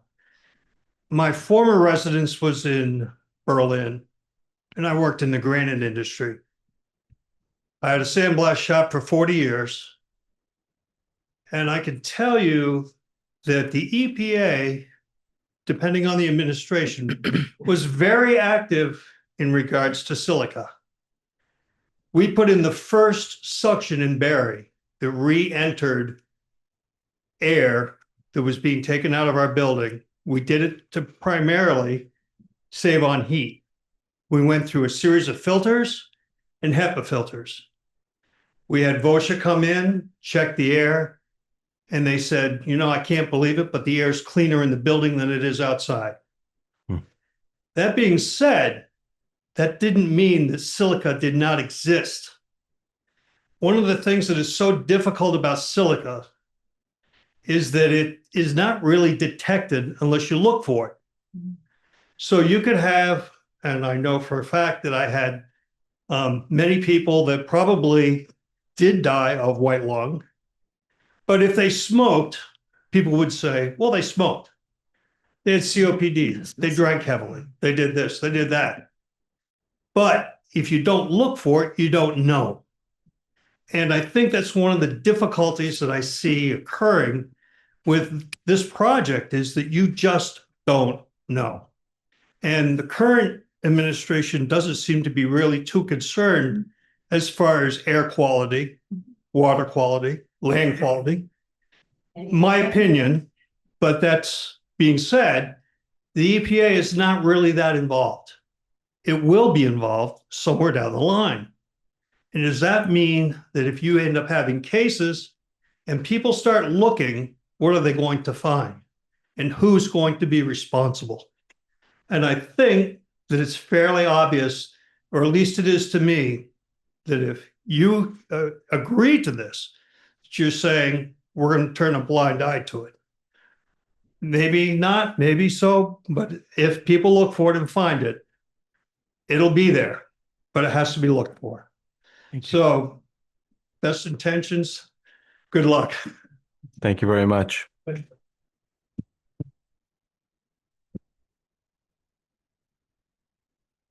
There's an echo going on. Hello, Dennis Nephew again. I'm one of the parties on the against the on the Act 250 hearings, and the applicant has been saying, "Oh, but we are going to come up with a plan to handle the dust and everything, and it's okay because we have these highly paid consultants who say it'll be okay." I brought visual aid. I can get it out of my pocket. I was thinking the other day, we had this 13 inches of snow, and it was, you know, very light and fluffy. And whenever you have snow, it's baking powder. Whenever you have snow, it blows off the top of something and settles in the bowls. And then you blow on it. A little bit might come out, but not much. This is a normal quarry. Normally at quarry, you dig a hole. Yes. Do you want me to continue and blow dust all over these people? Or can a 2-year-old tell you what's going to happen next? They are chopping off the top of a hill that's higher than downtown. The downtown is the bowl. That's where all of that stuff is going to settle. So I commend this board for coming out in September and saying you oppose this. You are doing the right thing. If somebody has $5 million or whatever, I don't think they could get a 2-year-old to tell you that the dust is not going to blow in your face. Okay, but they can get a consultant to tell you whatever they want. Thank you, Dennis.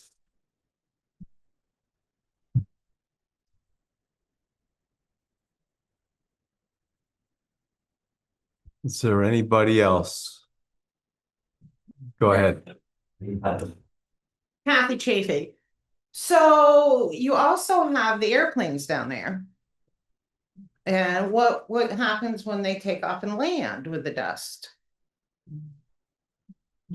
As far as I know, there's no quarries allowed down there. It's not within the town plan. This should have never been approved by anybody. Now I'm going to take us back a few years. I'm old enough that Howard Minosh, Sonny DeMars, and the original builders, like of this town, did things for the town. They did things for the community. Now times have changed. We used to have a roller skating rink. Howard Minosh used to have the drive-in. We used to have the bowling alley. We don't have those anymore. But my point is that our old builders did things for the town. They brought things to the town. Our new builders are coming in and building and leaving and doing nothing for the town. In this case, trying to kill us. So, I mean, the airplanes, you know where I live, the airplanes circle my whole house whenever they're out there. They come up, they come to the high school, they go back down. So what's going to happen when they start flying and they're blowing up this mountain? That's going to help distribute it more into the village. So as far as even this being on the board, it shouldn't even be on the table because the quarry is not within the town plan. This goes back to, in my opinion, certain people doing what they want to do, just like the end of Congress Street, putting us all in danger for themselves or for a kickback. I'm not sure. I'm just saying that. But this just, some of these things that have been done in the last 5 years are just not ethical to us town folks. Thank you, Kathy. So we need to think about that. Thank you.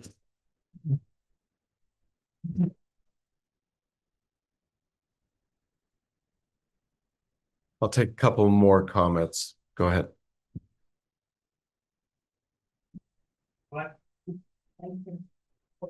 When you sit. We've all sat for a while. Evelyn Throne. I'd like to make sure that people understand, I think, the process of it. The select board has already voiced their opinion that made a statement to the Act 250 board that they are opposed to this. At this point, the select board doesn't have any other steps they can take other than to support the people who are against it. And I think they really see that there's a lot of people against this. There's a lot of passion. The idea that the industrial park itself can be stopped from being built, that's not really on the table as far as I know either. But they're using the blasting of the knoll to make, millions of dollars in order to fund the rest of it now, which is, the 23 other lots. So they're going to create 3 lots by blasting the knoll, but they already have 23 lots that they can build on. And I have to say that I understand about the tax base. I understand it could help get some people employed. I understand some people don't like the idea of an industrial park at all, but the real question is, can they do it without blasting that knoll and putting us all in the kind of danger from truck traffic, 60 truck trips a day, the noise, the diesel from that, the trucks going along the road and making the dust go up in the air, the noise of the blasting, it goes on and on and on. And if they can't do it without blasting those 3, I'm sorry, they have to go back to the drawing board and figure out a way to do it that keeps us safe. Thank you, Evelyn. Come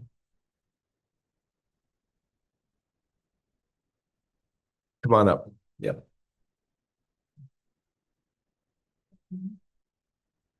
I'm going to take comments for just a few more minutes. Careful of the If we owl here. Wayne Sotheby, I'll try to be brief. I'm also a newcomer here. I've only been here about 40 years, but my wife has been here 4 generations. 40 years. And I'd say probably half of this crowd is kind of gray haired or no hair. And I think this issue is one of longevity. My grandchildren are within 2 miles of that site. And the silica is forever. And if we want to grow this town and attract people here, whether it's tourists or to live here, build houses there, affordable housing, when you pollute the whole town with the silica, we become toxic. And look how many years Burlington has struggled with that barge canal. And many other places in the country, once toxic, they don't come back. So it's counterproductive to want to grow our community and attract businesses and people for recreation and do this at the same time. Thank you. Thank you.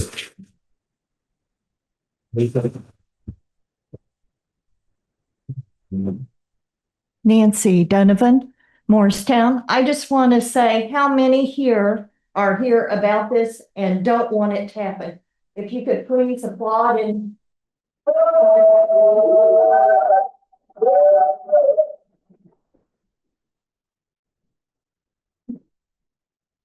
Thank you, Nancy. Is this Tyler? Are they gonna have us talk? I think they were talking about another issue, but so I have Hank, if you'd like to come up, and I have one hand online. Quick one, Hank Goya again.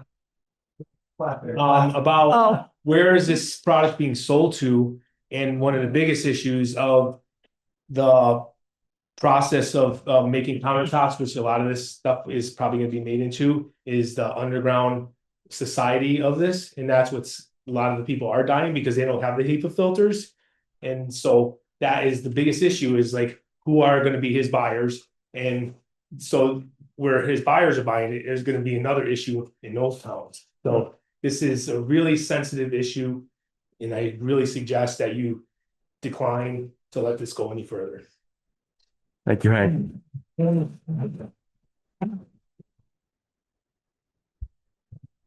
Oh, actually, Yeah, go ahead. You haven't spoken yet. Hi, my name is Lori Wood and I live on Randolph Road. And one thing I'd like to suggest to people to do, I've reached out to my legislators and asked them to also get involved in the process. So if you haven't, reaching out to Saudi Lamont for the town, or to Bernie, to Peter, to Becca, and just ask them to weigh in on this. This is an issue that will affect not only our community, all of the neighboring communities, and as Hank said, anyone where these trucks go. This is a state issue, and we really need to shut this down. So with the Act 250 process, this petition is still in process. It should be shut down and not move forward. So reach out, tell your friends, tell your people, get it out to the legislature so that they can also try to act on this. So thank you. Thank you very much. Come on up. And then Ed, if you'd like to come up, I did promise you 2 more minutes after this. Thank you, Don. I want to thank Name? James Tisdale, Tamarack Hill Road. I want to thank all of you guys for supporting the community in this, and reaching out and doing what you can do on your end to try to stop what's happening. I think it's really important, as someone else already expressed, that this is not a decision that's being made by the select board. The change in zoning happened a few years ago, and that has already passed. At this point, I think it's really great to see all the people here that are advocating against what Garrett and MSI are trying to do, that I personally feel is deeply wrong for our community, and on an ethical level as well. Not the industrial park itself, but the blasting and the rock extraction quarry that's not permitted. But how can we come together as a community and oppose this in other ways?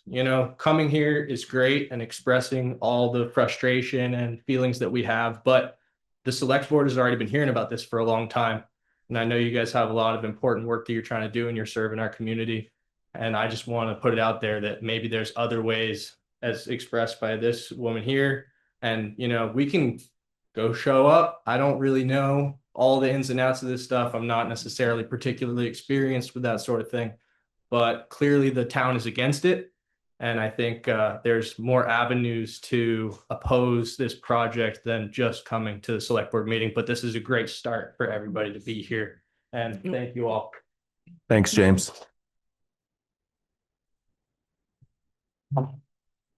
Okay, Ed, I'm going to let you close the comments. We've got people in the back now. Got one the way back. Okay. All of this stuff is on today's Front Porch Forum, if anyone wants to get the entirety of my comments. A few tidbits. One is there are other health effects besides the silica. One is I would expect from people living close to this kind of activity over a period of 10 years where it never seems to end, you raise your children amongst that.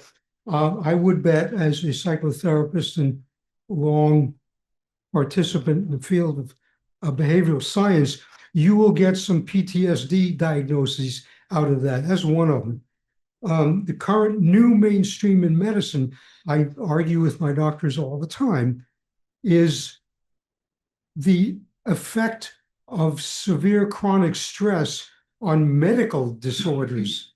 One recent finding was within the last 5 years, is the impact of acute severe stress on liver enzymes, liver failure, for example. So you may end up with a cluster of medical disorders in the vicinity of the airport. So there's plenty of reasons to do this. Frankly, I thought there was going to be a hearing on the zoning definitions tonight. I'm real excited about that. I think I may have remarked to you, Don, that it may be, in fact, that this designation allowing the industrial activities to proceed when whichever board came down on the side of that is, in fact, a violation of the current definitions and designations of our zoning bylaws. And so consequently was illegitimate from the day it happened, whenever, way back when it happened, and possibly could simply be reversed and let them sue. Or they could move to Texas. Thank you, Ed.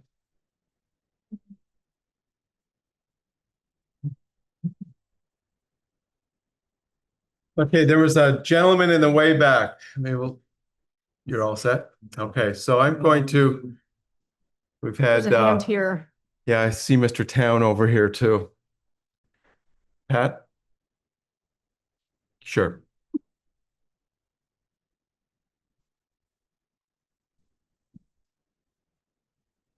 Hello, my name's Patrick Town. 2670 Laporte Road. This project is right in my backyard. And one of my aggravations is I have a firewood business that the DRB board gave me a list of rules and regulations that I had to follow for a firewood business.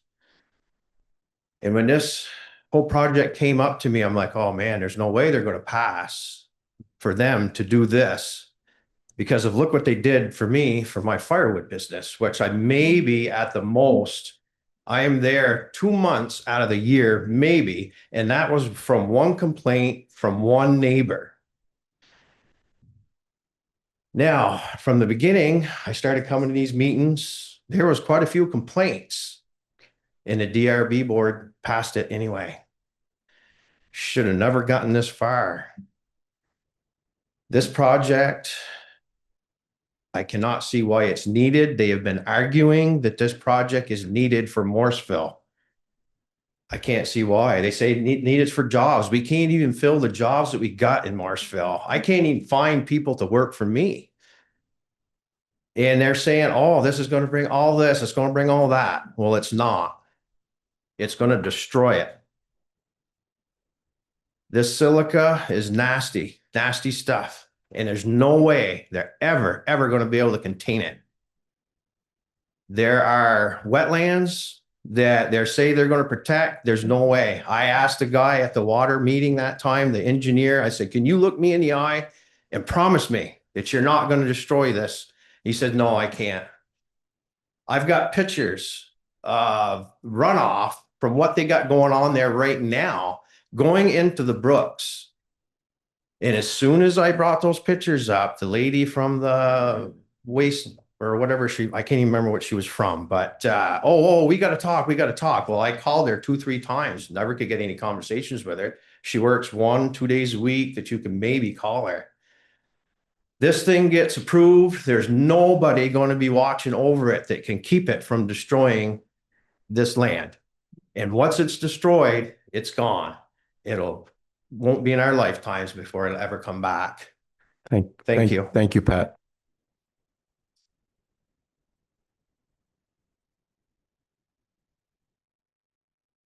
Okay, I have one hand on Zoom. Pam Fram? I can't read the name, but go ahead, Pam. Did Pam just disappear? Oh, there she is. Pam, your hand was up. I think she hung up when she tried to unmute. Okay, I would just like to say thank you all for coming out. I don't think I've seen this room this packed in the 4 years I've been on this board. And that's a testament to what's going on here for sure. And it's certainly a testament for the emotion that's in this room.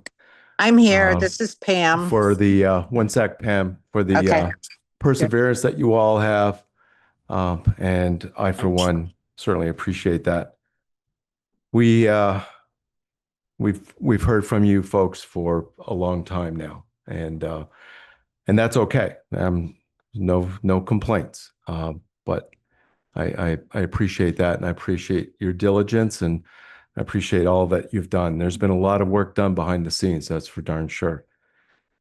As has been expressed several times tonight, we expressed our opinions as a board last September.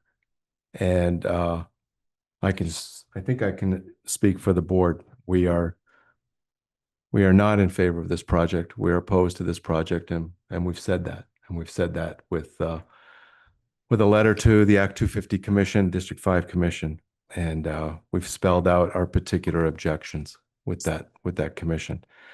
And we've sought counsel, and we've put time behind it, perhaps not as much time as some individuals in this room I know have put behind it, but we have. And so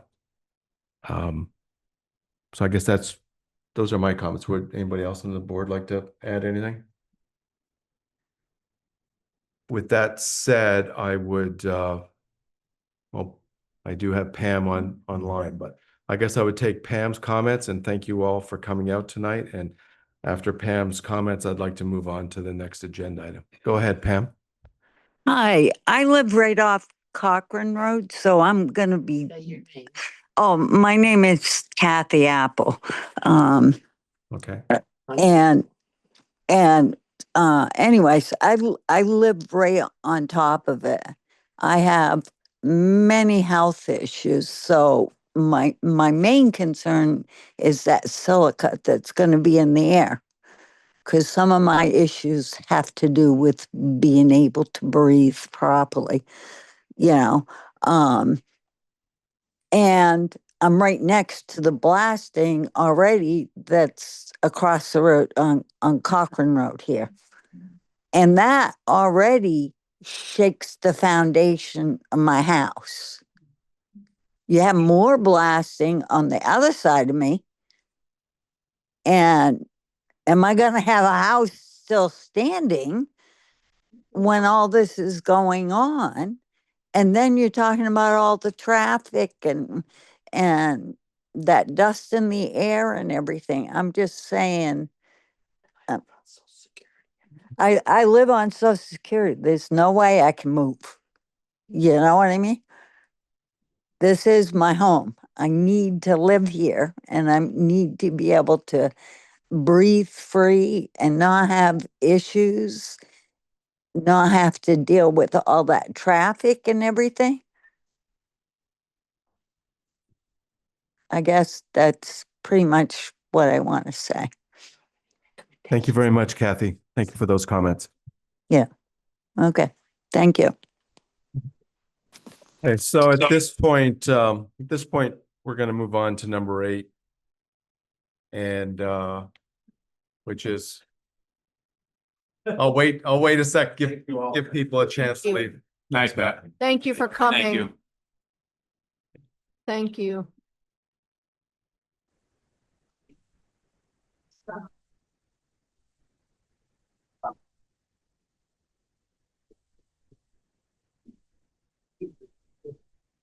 Good night, Dennis. Oh, yeah, there they go.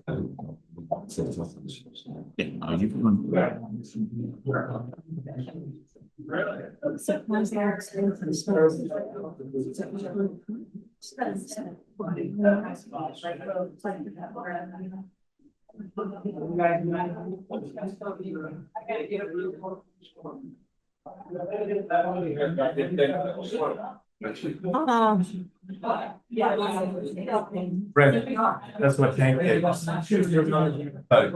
Send it your way. Let you look at it first.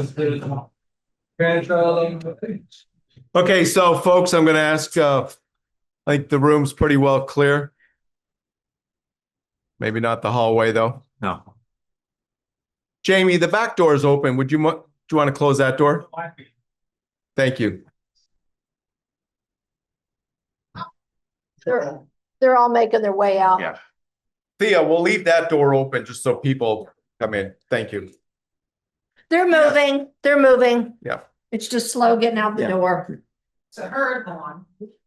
So number 8, moving on new business here, is discussion regarding gravel extraction within the town of Morristown and the zoning bylaws. And Etienne Hancock, the chair of the planning commission's here, and so is Tyler Masha, our zoning administrator and town planner. Do you have a presentation?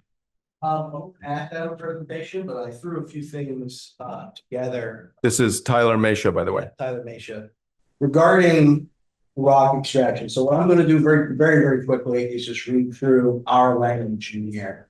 I do think it's important to give a little bit of context to like how some other towns deal with this issue. There's a big caveat just to start off everything right. The zoning administrator. Can we fix the audio? Like we can't hear Tyler on Zoom. Can you hear me? Yep. Thank you. Thank you. Sorry. Sarah, I'll just hold it like this. Thank you, Josh. So for those who didn't hear me in Zoom land, my name is Tyler Masha. I'm the zoning and planning administrator, and I'm going to briefly outline what's in the bylaw right now, which I think has kind of given rise to this particular issue, and just compare it. And this is by no means an exhaustive survey of municipal bylaws throughout the state. This is kind of a picking of some that are off the top of my head of towns that are of a similar size and or located close to Morristown. One caveat and one very important thing to remember as a zoning administrator, when I review any application, either for a zoning permit or something to refer to the Development Review Board, it is my job to interpret the bylaws literally. Not in a way that necessarily always makes sense, but literally, and that matters. It's spelled out in state statute.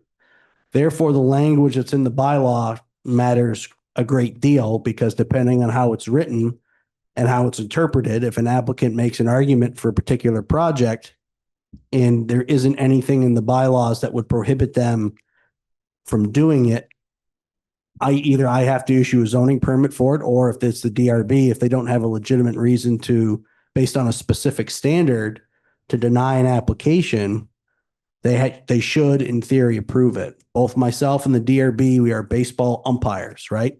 We try to the best of our ability to call balls and strikes. We don't get to write what makes a ball or a strike when we have an application in front of us. It's very black and white in terms of what are you trying to do, where are you trying to do it. To do it, you need to give us X. Did you give us X? Yes or no? And then that's how the process more or less plays out. That takes us to our bylaws, specifically section 485, which is located on page 25. If anybody happens to have that online or wants to pull it out, I believe the select board members have copies of that in front of them. Yes, we do. Which I will very briefly read. It's the 2023. So this is the bylaws that are in effect right now. We are in the process of doing a rewrite right now, but what is effective, what I am reviewing applications on, is the 2023 version of the bylaw. So very briefly, the removal of rock, soil, sand, and or gravel for sale, and in parentheses, except when incidental to proposed development on the same parcel, shall be allowed via the special industrial use and permitted by the DRB after a plan for the rehabilitation of the site. The site is approved at a public hearing. And then it goes on to list the following provisions. Now, if you look at the use table, which is in section, the board might not have this, but it's in section 204.5A.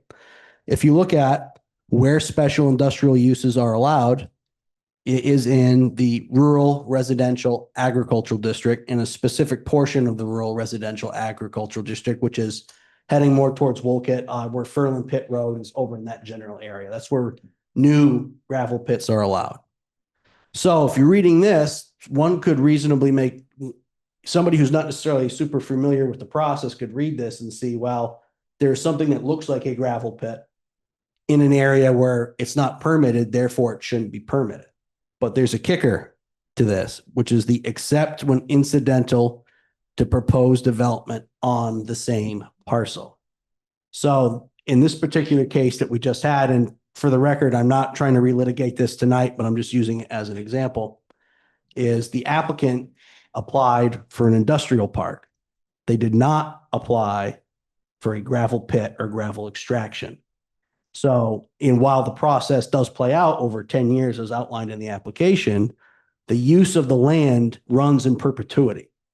So 10 years compared to in perpetuity, if I'm reading that, one could make the argument that that is incidental, given that the use is going to run forever. And while 10 years is not an insignificant amount of time, It's not forever. It's not like the Percy Pit.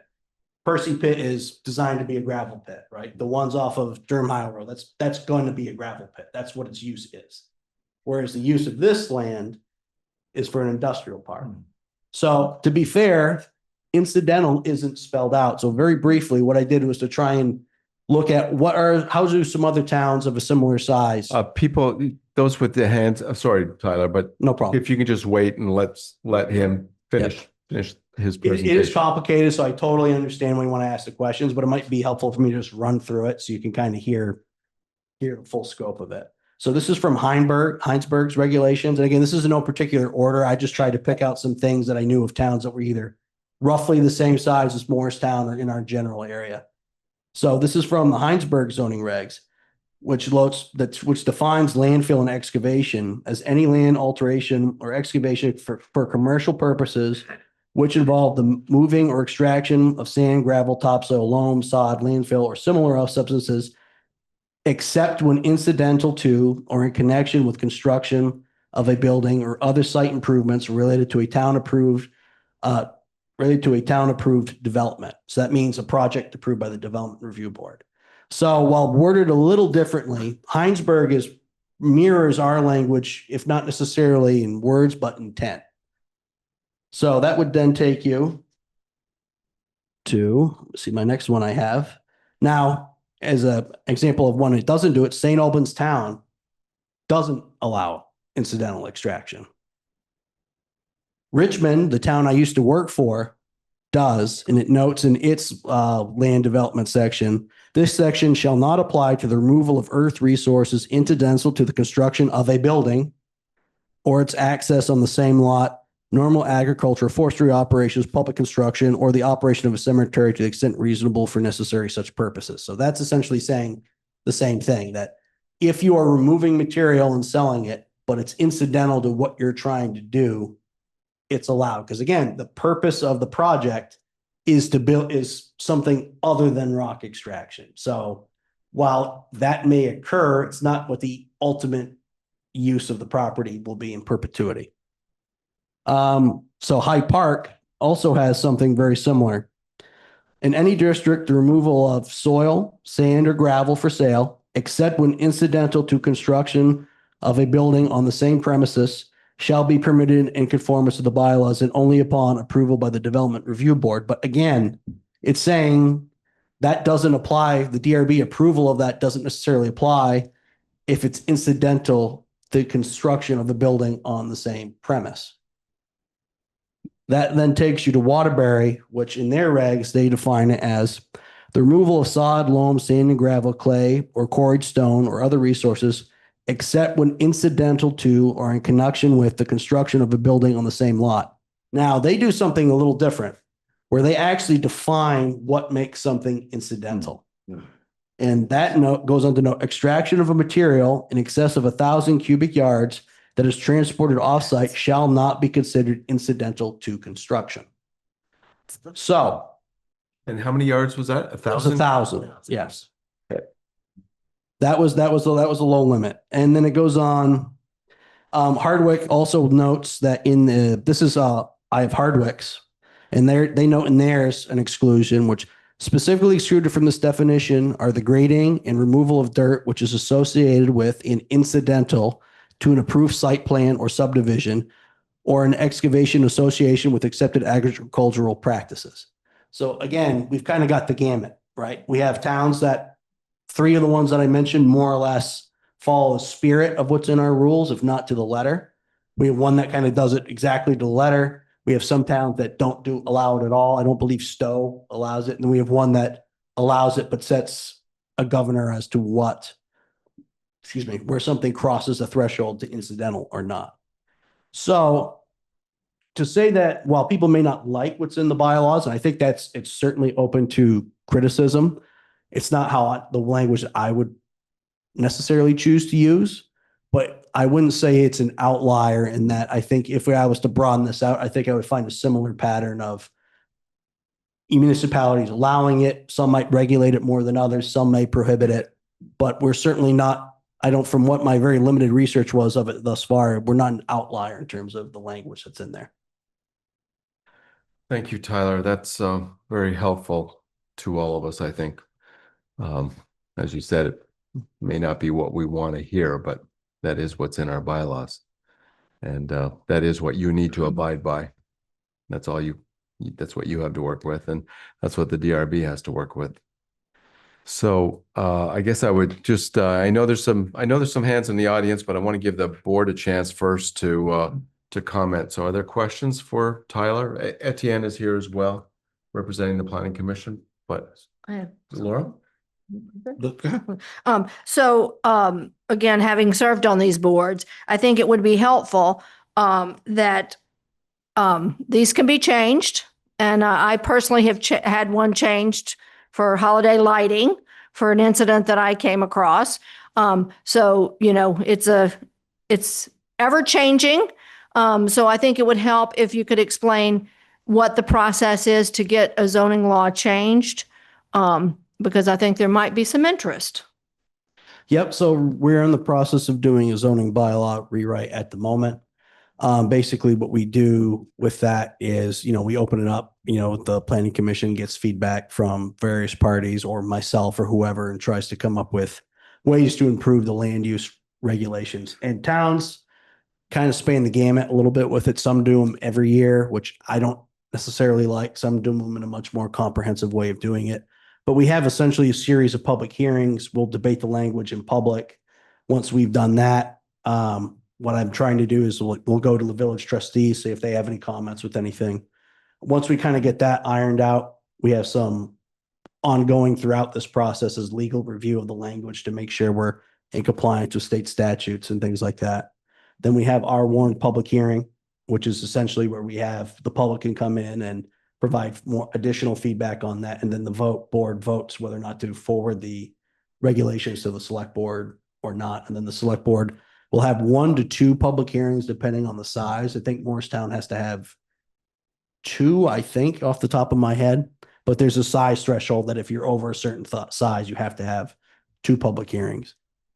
And then once that's approved, and then it doesn't get appealed, then it becomes law. Now, once I send it to the select board, I treat those rules, and I don't like this thing because I think it creates some problems, but state law says I treat that as the bylaw, even though it technically hasn't been approved yet. So I would review and approve applications both under the new bylaw and the old bylaw, because if something's only allowed under the new bylaw, not the old bylaw, if I issue you a permit and then the new bylaw gets voted down, your approval would go away unless I approved it under both and stated that in the approval, which has happened last year. So I've had a couple applications where I had to make sure it was good under both, just in case one fell through. But that, in a nutshell, is how the process works. And I really loved having everybody here tonight.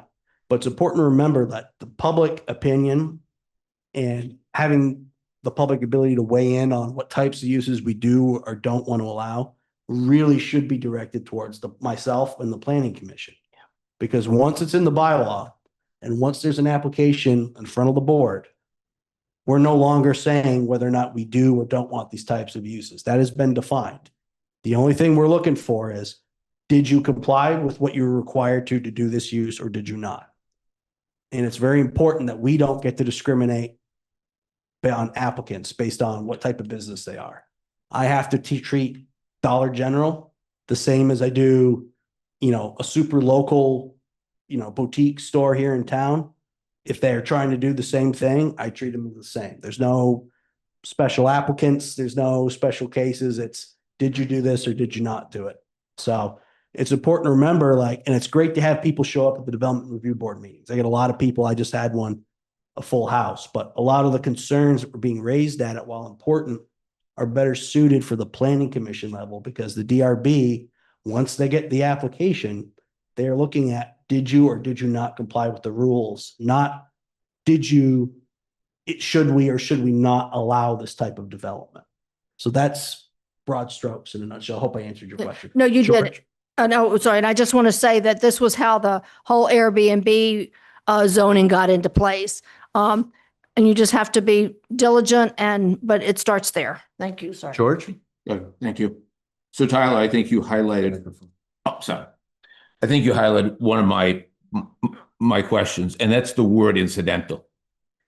It appears twice, I think, in 485, in the initial introduction, and then in 485.9, where it talks about stripping a topsoil for sale or for use of on other premises, except as may be incidental to a construction project shall be prohibited. Yes. The use of incidental obviously has been used many times in many towns because it's a common sense word. But without a precise definition for you to work with, incidental becomes a quagmire of what is incidental. The current project that could use incidental as the quarrying process, because the real thing is an industrial park. Yep. I don't think anybody else would use that word to describe what they're talking about, but it can be argued that that's incidental. The one version that you cited, I think you said might have been Heinsberg, but the greater than 1,000 cubic yards. Yeah, that was Waterbury. Yeah, Waterbury, I believe. I think it was Waterbury. Had that. But we also have to remember it's not as simple as just putting that in there. Because then you put that in there. So, okay, then how do we review this? What standard do we use? Yeah, I hear that. But I think we've got to find, and I look towards you to help us find a better middle ground for the word incidental, because incidental is not specific enough. On the other hand, you're right. If we simply say anything more than 1,000 cubic yards, no way. There might be other places where you'd say, I'd like to say this is incidental, but I can't because I've got 1,000 cubic yards in front of me, and that's what I got to do. So I think I would like to see work on that word, because I think it trips a lot of concerns, especially given what we're dealing with now. Mm-hmm. The second thing is, I read through it, is I don't know if it's appropriate in this section, but I don't know if we can modify it to start to include language that specifically addresses blasting. And I mean, the language comes from, I think I stole it somewhere else in this language. Not quite. I stole part of it, not this, but something around the no excavation, blasting, or stockpiling of materials shall occur if the removal of rock, soil, sand, or gravel is demonstrated to. Now, fill in the blank. You can fill in the blank with harmful to humans and the environment and ecology and everything you want. I don't have the right words, but somewhere along those. Or I drafted another version, but I think it's the same kind of, it's a little bit softer, but it leads you to the same word as incidental, which talks about, not doing all that stuff that may harm the common good or the public good. Define the public good, and we're back to incidental, but in a different place. So I think the two places I would like to see us as the town in whole work on is a better definition for the word incidental, and some specific around the excavation, blasting, or stockpiling of all the same materials that are listed in this section 485, the rock, soil, sand, or gravel, with some enforceable, but still within the realm of common sense, but definable, so we don't put you in the position of saying that fits, and then we say, Tyler, what are you thinking about? And you say, I'm sorry, I'm reading the language. And that doesn't work for anybody. It doesn't work for you, and it doesn't work for us. And frankly, it doesn't work for the developer either, because now they don't know what the rules are. Right. Thank you. If I could just briefly respond to that. I think that's all great. I think and I don't mean to dodge this or to punt it, but I think the devil is always in the details with that. And it's important to remember that, my department is more or less a one-man band. So we could put we want to measure this, we're going to capture all that. I don't have the technical expertise for that. Yeah. So then that becomes okay, are we going to hire a town engineer on retainer to make sure that anytime we have this, that we can send it, get soil samples? Who's going to pay for that? How are we going to do that? Again, it's not as simple as just and I'm not trivializing, that's not what you said. No, But it's not as simple as, oh, we just change a word and it's done. Like I could have this bylaw be 500 pages long. Sure. It'll be totally unenforceable. And then the point becomes like, what is the point of having rules if we can't actually enforce the rules in the first place? It's just paper and undermines people's faith and trust in the whole process. So that's my primary concern. And I in no way am taking your comments as trivializing what I've just said. Not at all. These are just the thoughts I have. How we implement them, I look for the professionals to do that on our behalf for us to then review. Richard? I don't really know how to say this, but I think I know that we've run into a few different projects in our town in the last, we'll say 10 or 15 years, where it really wasn't what we thought or what we wanted to have happen. And to George's point about and your point about the devil's in the details, you don't know what you don't know. I mean, and I'm not going to get into specifics because it might make a little bit of a mess, but there's been some things where the spirit of the zoning bylaw was very well intended, but the reality of it and how it was implemented by planning and DRB just really didn't provide the benefit that it was intended to have, or there was an unseen negative impact on our community. But I think right now we have an opportunity to make some of those changes to the bylaws in the review process that you guys are going through.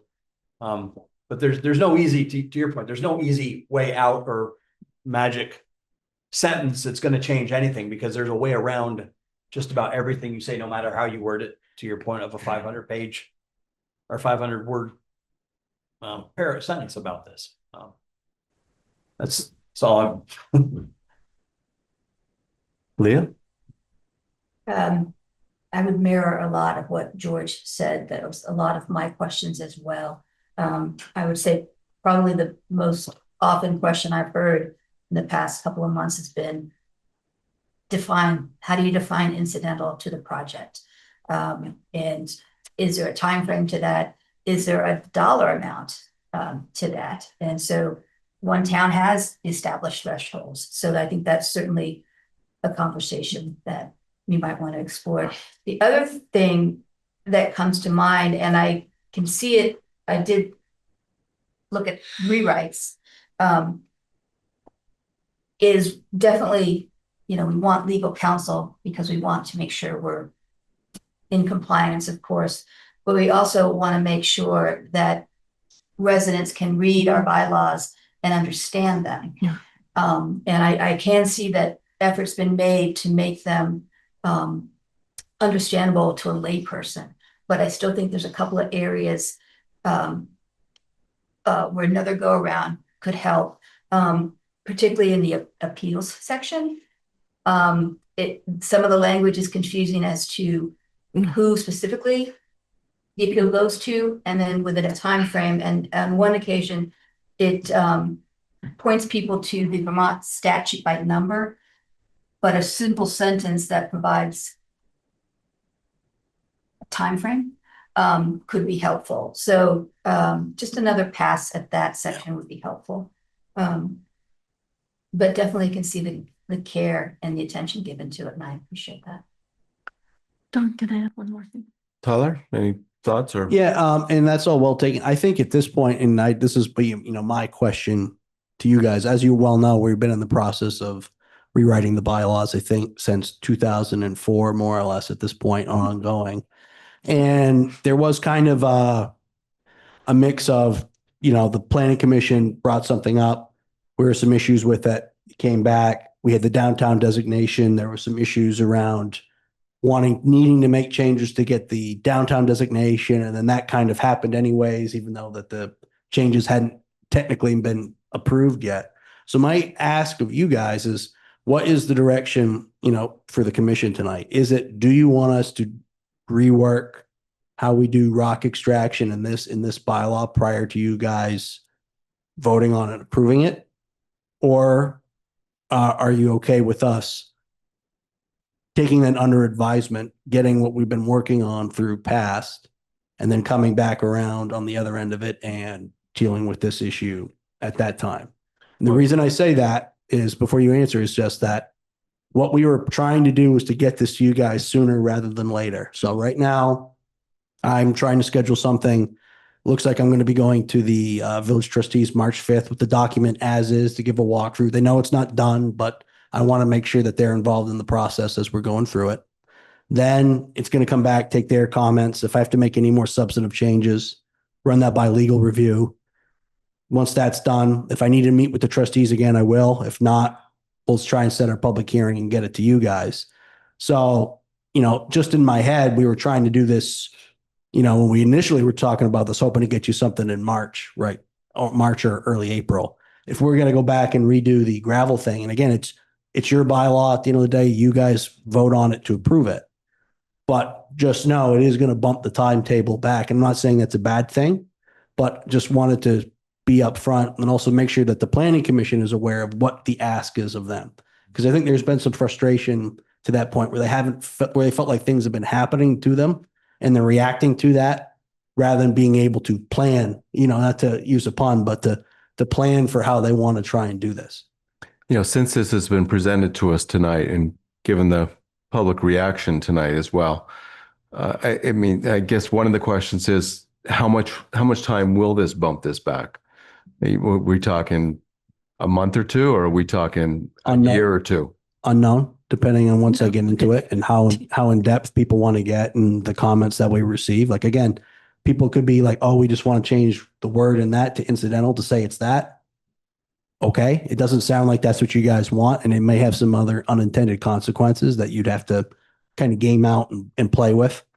It could be much more detailed to that, could be much more restrictive. It really depends on what it's going to take for you guys to be comfortable with it to want to put it in the bylaw. I guess I would like to see, Laura, just one second. I would like to see the commission address 485. But if they, if when they start deliberating over it and discussing it, they find that it will drive the process back a long time, then that needs to be communicated to us so that we know. But if in fact we can, I'm thinking back to some of George's comments. Some of what George was talking about, some of what you were talking about, Tyler, some of that seems to me like could be put in there pretty quickly. But that's not to say when it gets to legal counsel, it's going to not be slowed down. But I think there's so much attention to this issue in town right now for us not to address it. At least a little bit would not be responsible of us. Yep. So, and to be fair though, I would want to reach out to not just the public, but also developers who are going to be impacted by this as well, because it's important to try and take that into consideration as well. Because if they have something that's like, hey, this doesn't sound like it's this big of a deal. This is actually a huge deal based on X, Y, or Z. And I'm not going to know that until I get in there and have anything. And I also want to see if Etienne had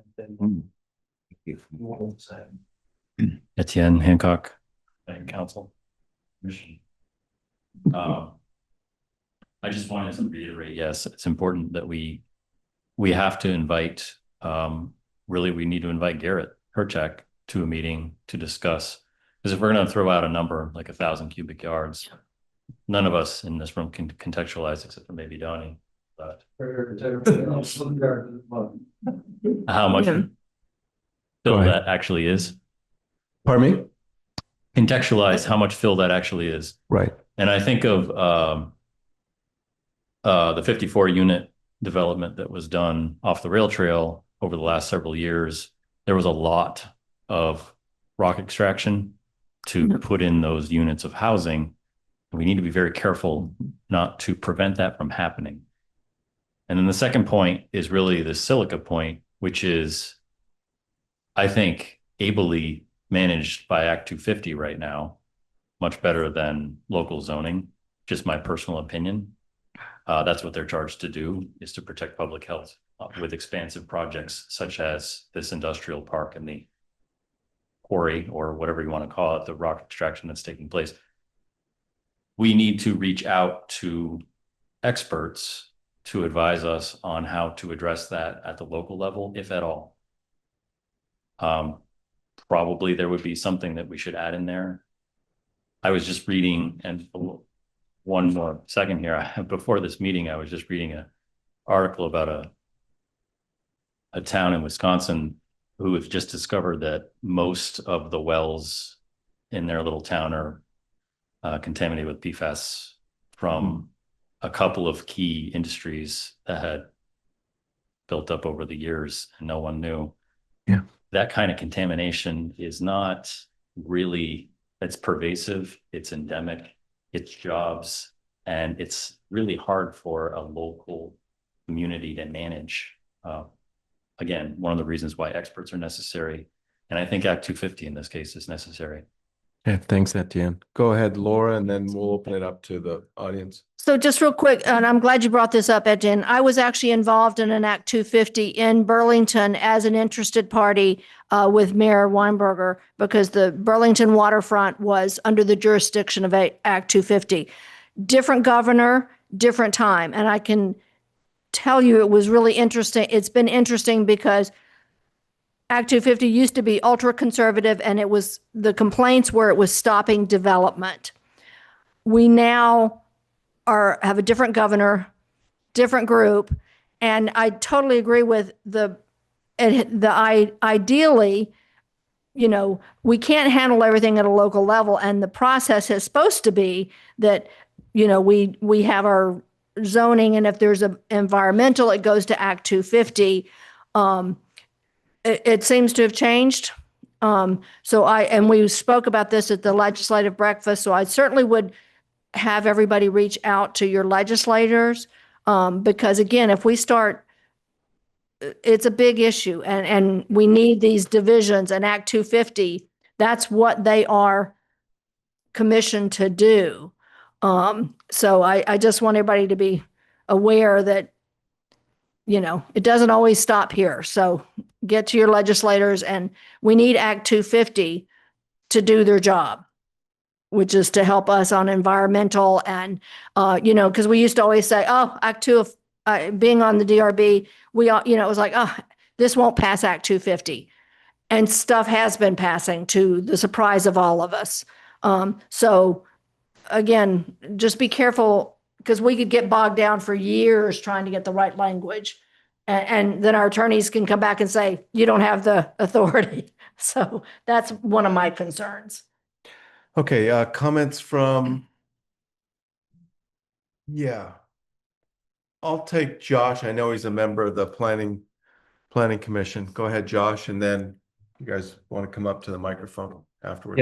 Yeah, thank you, Don. I'll try to be brief. A lot of the comments that I'll echo have been said, but I'll try to synopsize. The first and foremost is zoning is forward-looking only, not backwards. So everything we are being asked or tasked with changing is from here forward, not backwards. This application was made, approved in Act 250, et cetera. So anything we're talking about tonight, and it's a shame that the energy of the room is gone now, but anything we do is forward moving only. And I guess the biggest comment I want to make is that we can't get lost in the vacuum of this issue. We're living on zoning bylaws at this point that are from 2023, and we have undergone massive state usurpation of our zoning bylaws through Act 47, S100, 181, and we made drastic changes in response to that about housing and about all of the comments that we fielded as the Planning Commission, then Council, about what was going on in our town. We also, through new administration and guidance, put all of our zoning bylaws through the legal ringer and learned to, like, some of the stuff we have, like, isn't really applicable and could be deemed, you know, non-legal, if that's a relevant term. And we have made many, many changes to those bylaws.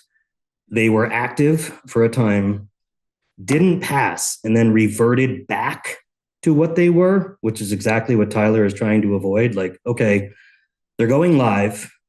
Now I'm acting under this version. It didn't get passed, and now we have to go back. Yeah. We have made it a point since town plan, when this particular issue became a very hot button and topic, and said, okay, we will address this, we will discuss this, we will approach it. And then we got met with the governor's acts that passed, and we had to react to those. And then we got met with all the legal ramifications of our own bylaws that we had to choose. And these things take a lot of time. This is on the docket and is going to get addressed. We understand the energy behind it, but it's all forward moving. And conjecture or not, I don't think this is going to come up in the next 3, 4, 5 months. But if the economy turns, like, there's a lot of things in this town that could happen housing wise that people have told us they don't want to happen, that we addressed and have made changes to and haven't been passed. Yeah. So thank you, Josh. Tyler's being very diplomatic and saying, I don't know how long this will kick the can down the road. If we have to go back and change this, dealing with 2 boards, being the select board and the trustees, so that we have one set of zoning bylaws, really slows things down. Taking people's opinions really slows things down. We could be half a year, 3/4 of a year into this before we can even address the changes that we've worked for more than 2 years to make. I implore you to let us get these zoning bylaws passed and work on this. I ask that your directive is that. Yeah, thank you, Josh. And I just had a comment in the room. This is a member of our planning commission who works closely with Tyler and works closely with Etienne. And so, yeah, I did give him an extra minute. So go ahead. You'll want to use the microphone over there. I will bring it to you. My whole services. Handed that off quick there, Tyler. Yeah, Dennis, with you again, there's so many things to respond to. I'm going to talk a little faster. A lot of this has been a lot of the discussion of the. You can't just take it off. That's fine. A lot of this has been kind of theoretical, but the facts are that language, the words, the literal meaning of the words really does matter. And the literal meaning of the word incidental is that it's not crucial to your project and your project pencils out without it. But guess what? This applicant wrote to Act 250. They wrote that it is crucial to their financing. Okay, they said it in 2 different meetings before Act 250. And their lawyer said, oh, it doesn't pencil out. We can't do the project if it is not incidental. You have, I don't know if you can change this rule, but I was told, oh, the decision of the DRB cannot be appealed or rescinded. Why the hell not? So I'm going to just say, we're here talking about the zoning bylaws. We're not here talking about that. So I know if you could say, if the bylaws are such that the decision of a board cannot be appealed or rescinded, and Act 250, what they said to us was, oh, the DRB already approved it. Our hands are tied. We have to approve it. So Dennis, we're here to talk about gravel extraction. I know that. Okay. I know that. If you could keep your comments to that about context incidental and how to fix it. You can't fix it if it's still unappealable and unrescindable. And you can't go back at somebody for not telling you the truth. Yeah. They can rescind my construction loan after I've spent the money if I lied to them. If the developer told you it was incidental and it wasn't, and they go and tell somebody in writing later that it was never incidental, that's how you fix it. Okay, thank you. Thank you very much, Dennis. And Dennis, you've had your chance. Go ahead. They certainly do, and you well know that. Go ahead, Thea. Hi, Thea Alvin, Morrisville. Thank you for your patience. I wanted to say that defining incidental construction is a very important work to do. And I think that it would be a valuable use of your time to find a way to rationalize all of the different variables and make it somehow equitable, that it's apportioned in some way that equals incidental to the total value of the project, be that a time commitment of the duration of the incidental portion compared to the duration of the entire project, or a financial amount of cost to do the incidental piece versus the overall projected cost of the project. Those might be some simple ways to just cut through the opinions and strong feelings of people. I would like to participate as a citizen more in supporting planning, because I do believe that committees can get very long-winded in process. Boards and meetings and things tend to run over because of trying to hear everybody's opinion. I have very easy ways to cut through, perhaps not in PC ways in public, to get to the point of things. But I would welcome an invitation to help in rewriting or make some suggestions in that direction. To some other points, I realize time is tight. We, as parties to the MSI project, understand that none of the planning changes that are on the docket now are in effect for anything to do with the MSI project, because those things were on the 22 bylaws. So what we're looking for now from the planning perspective is nothing to do with that, but for future projects, to create a standard for future projects so that there would be a clear noise, air, and community standards for what incidental to construction means. Thank you. Thank you. Theo. Hank, you've had your hand up. And Goyak or Hank. So zoning is a big thing in me. I got involved with my mother-in-law's house that was being built, and the zoning commissioner guy did not follow the rules. So the rules can be broken easily by an entity. And that builder that built the house probably spent $300,000 in lawyer's fees instead of just fixing and finishing her house.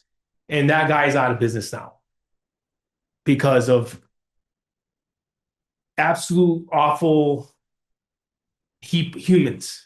You know, humans are parasites. And I'm not trying to be, I'm trying to get to the point of, like, I think there's a couple of people on the DRB that shouldn't have voted on this issue because of the ties with people building for people and stuff.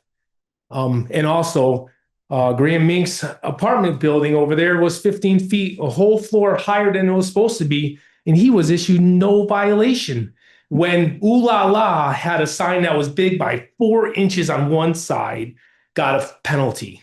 Hank, gravel extraction? This is part of that, because the incidental word is, that's Todd, what's his name? Todd Thomas's orchestration of nomenclature in the language he wrote in the thing, is the way they snuck in and are doing what they want. You know, I drive up Route 12 and I see that excavator on the whole clearing on that hillside up there. And I bet you that he's above 2,000 feet, which is a Vermont law that's not to be broken on building. And I guarantee you he's going to go and build a house over 2,000 feet just because, even if it's 1 inch over that, he's going to do it because he can. And that's the problem. When you said the people used to do things for the community, he's not. He's got that whole bypass to build on. Why are we going over here? Thank you very much, Hank. Thank you. Okay. Do you have your hand up? Yeah, I had something real brief. Okay, good. Go ahead. This has been. Yeah, I feel like we've been at this for quite a while now. I do have one more hand in the audience, but Tyler, go ahead. Yeah, very quickly. I think this has been, kind of getting back to my earlier point about, like, seeing a lot of energy around this issue and it kind of being directed, not necessarily, and that's through nobody's fault, right? Just not necessarily being directed in the best way to kind of achieve the outcome that people are. So how typically it works when a DRB decision is issued, right? you have 30 days or so to appeal that to environmental court. And that's any interested party has the ability to do that. If you come, you provide testimony, you sign up, that makes you an interested party, you can appeal that to environmental court. If it doesn't get appealed to environmental court, it stands. And that was what I had hoped. If there was so much energy around it, in some ways, speaking as myself, not as a zoning administrator, wished it had gotten appealed to e-court, because I think it would have dealt with a lot of the issues that we're finding with today, but it wasn't. So we are where we are with that. And that's not belittling anybody. That's just a statement of that. One of the things that I want to do as a planning director is to do more outreach to people, to get people to understand what is planning, what is zoning, because people have jobs, right? They have to take their kids to soccer. They have all this going on. They don't necessarily know that the DRB doesn't get to decide whether something does or doesn't get built. They look at, does it comply to the rules or does it not comply to the rules, right? And if they want to not see a type of development, they need to direct those comments to the planning commission. Part of the civic engagement thing that's going around, I'd like to try and do something with that, but that was just wanted to comment on that because it's been something that I've heard a lot of. And okay, I'm going to hear from Kristen online and then Jerry. Hi, thanks, Don. Kristen Fogdahl, Morrisville, Jersey Way. There's so many issues that we could be here all night. I guess what I would like to say is first, as someone who has been really involved in the Act 250 battle and who cares a lot about this, just like everybody else in the room tonight, I'm personally supportive of the Planning Commission not having to postpone any changes that are ready to move forward. I would personally be satisfied as long as it was clear that the incidental question and the 485 question and all of these things were going to be dealt with very, very soon as the rest of the work moves forward. And I don't know if it's that black and white, but I just want to say that, there are a lot of other zoning issues out there that are important, and I don't want to see that important work not move forward if necessary. The second thing that I want to say to everybody, and this is something that we all as a town need to engage with going forward. We can't solve it tonight, but that with all due respect to you, Tyler, and I agree with a lot of what you're saying, I don't think that the process is ever going to be perfect. And I don't think the process is ever going to be as black and white as maybe you were characterizing it to some degree. The fact is that there is no legal definition of the word incidental.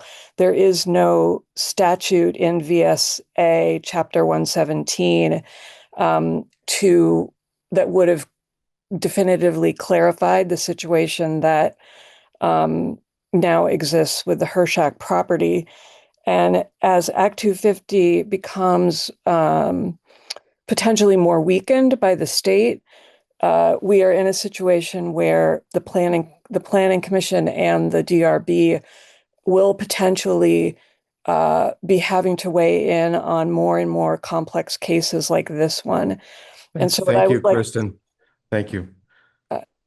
I think Kristen does offer up a pretty sensible way to begin to tie this up tonight, is that, the Planning Commission has been doing a lot of really important work. And if it is going to turn out that discussion of 485 and incidental to the project is going to slow down the work that you've done, that, in my mind, maybe it would be sensible for them to come forward with that to us as a board, and then the background on this. Don, can I just want to say, I think that is a pretty sensible thought. Yeah. What's that, Kristen? I just would like to clarify that, I wouldn't want to see it 6 months to a year delayed. Yeah. And that's Okay. where I'm trying to ask the Planning Commission to look at what's a logical way forward. I think we agree. Yeah. Yeah.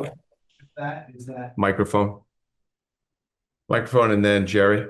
And then I think we need to, okay. The problem with that, Kristen, is that unfortunately is what it would turn into potentially, because it's not it's not as simple as just changing the word in there, right? I'd want to have to reach out to people that be impacted, make sure this is not something I would want to rush, nor should we rush it, because again, once it's in there, and how I've been trying to avoid this was to try and do like, it is somewhat unusual to have a municipality update its bylaw every year. So if we say, well, move forward with the bylaw, then come back and do this, we're back in that cycle again of where every year, or every couple of months, we're kind of playing whack-a-mole with issues as they come up and not looking at the document in a holistic way, because, and it may not sound like this until you really look at the bylaws. You pull on one piece, it pulls on 10 other pieces. I had this happen in Richmond where they were trying to remove a particular piece of language for the bylaw, but because it referenced, and they struck it in one section, but because another section referenced the old thing that they didn't want to, it still pulled it in. And you wouldn't know that until you did a holistic read through of the whole And to thing. figure out, And to find out all the little pieces of where you pull. yes, to find out. Simple as cutting one piece out and putting one piece in. I mean, it may not take 6 months, but it's not something I'm going to do in 2 weeks either. Thank you, Tyler. Leo? In my comments earlier, when I talked about constituents that have reached out to me with questions, you gave an example that appeals of DRB decisions, that you gave a time frame, 30 days. And it's in the bylaws. It says that. Literally reading the most recent set of bylaws, 643, and it does not, appeals of DRB decisions, it does not give a date. It simply points to the Vermont statute, but it gives no information. So that again comes back to that comment about, from a layperson's point of view, having that time frame of 30 days stated within that paragraph would be helpful. It is in there, just in another section. I have it here, but that's fine. But your point's well taken. It could be better. Just so everyone Jerry, knows. if you can, excuse me, Jerry, if you could close things up, that would be great. Jerry, if you could. Jerry Throne. I think this is an important issue, and it deserves the time that it's going to take to get it right. If you don't get it right, it's not worth anything. I don't want to mix things together, but we're all talking about bylaws, and really what mostly everybody here came for was to talk about the MSI project. I know that's not what you want to hear now, but the thing is about the MSI project, Act 250, they do not look at bylaws. They look at the town plan. So anybody that thinks that by changing the bylaws, it's going to alleviate that from happening, you're wrong. The only way that the Act 250 looks at bylaws is if there are ambiguities in the town plan. Thank you, Jerry. I would like to know where the board would like to go at this point. I mean, we've gotten an awful lot of input here. The board want to continue with input, or do we want to give some direction to the planning commission? I mean, I've offered up some direction. Richard looks like he's ready to talk. I He looked like, no, I was wrong. you know, I've got a lot in my head that doesn't want to come out. Let's leave it there. I think that we should move forward with what we've got going on right now, but look at rock extraction language at a time later, as Kristen said. These laws have been, we've been trying to get these zoning bylaws passed for the last 3 years anyway. And nothing we're going to do today or tomorrow is going to change where we're at right now. That's Brent?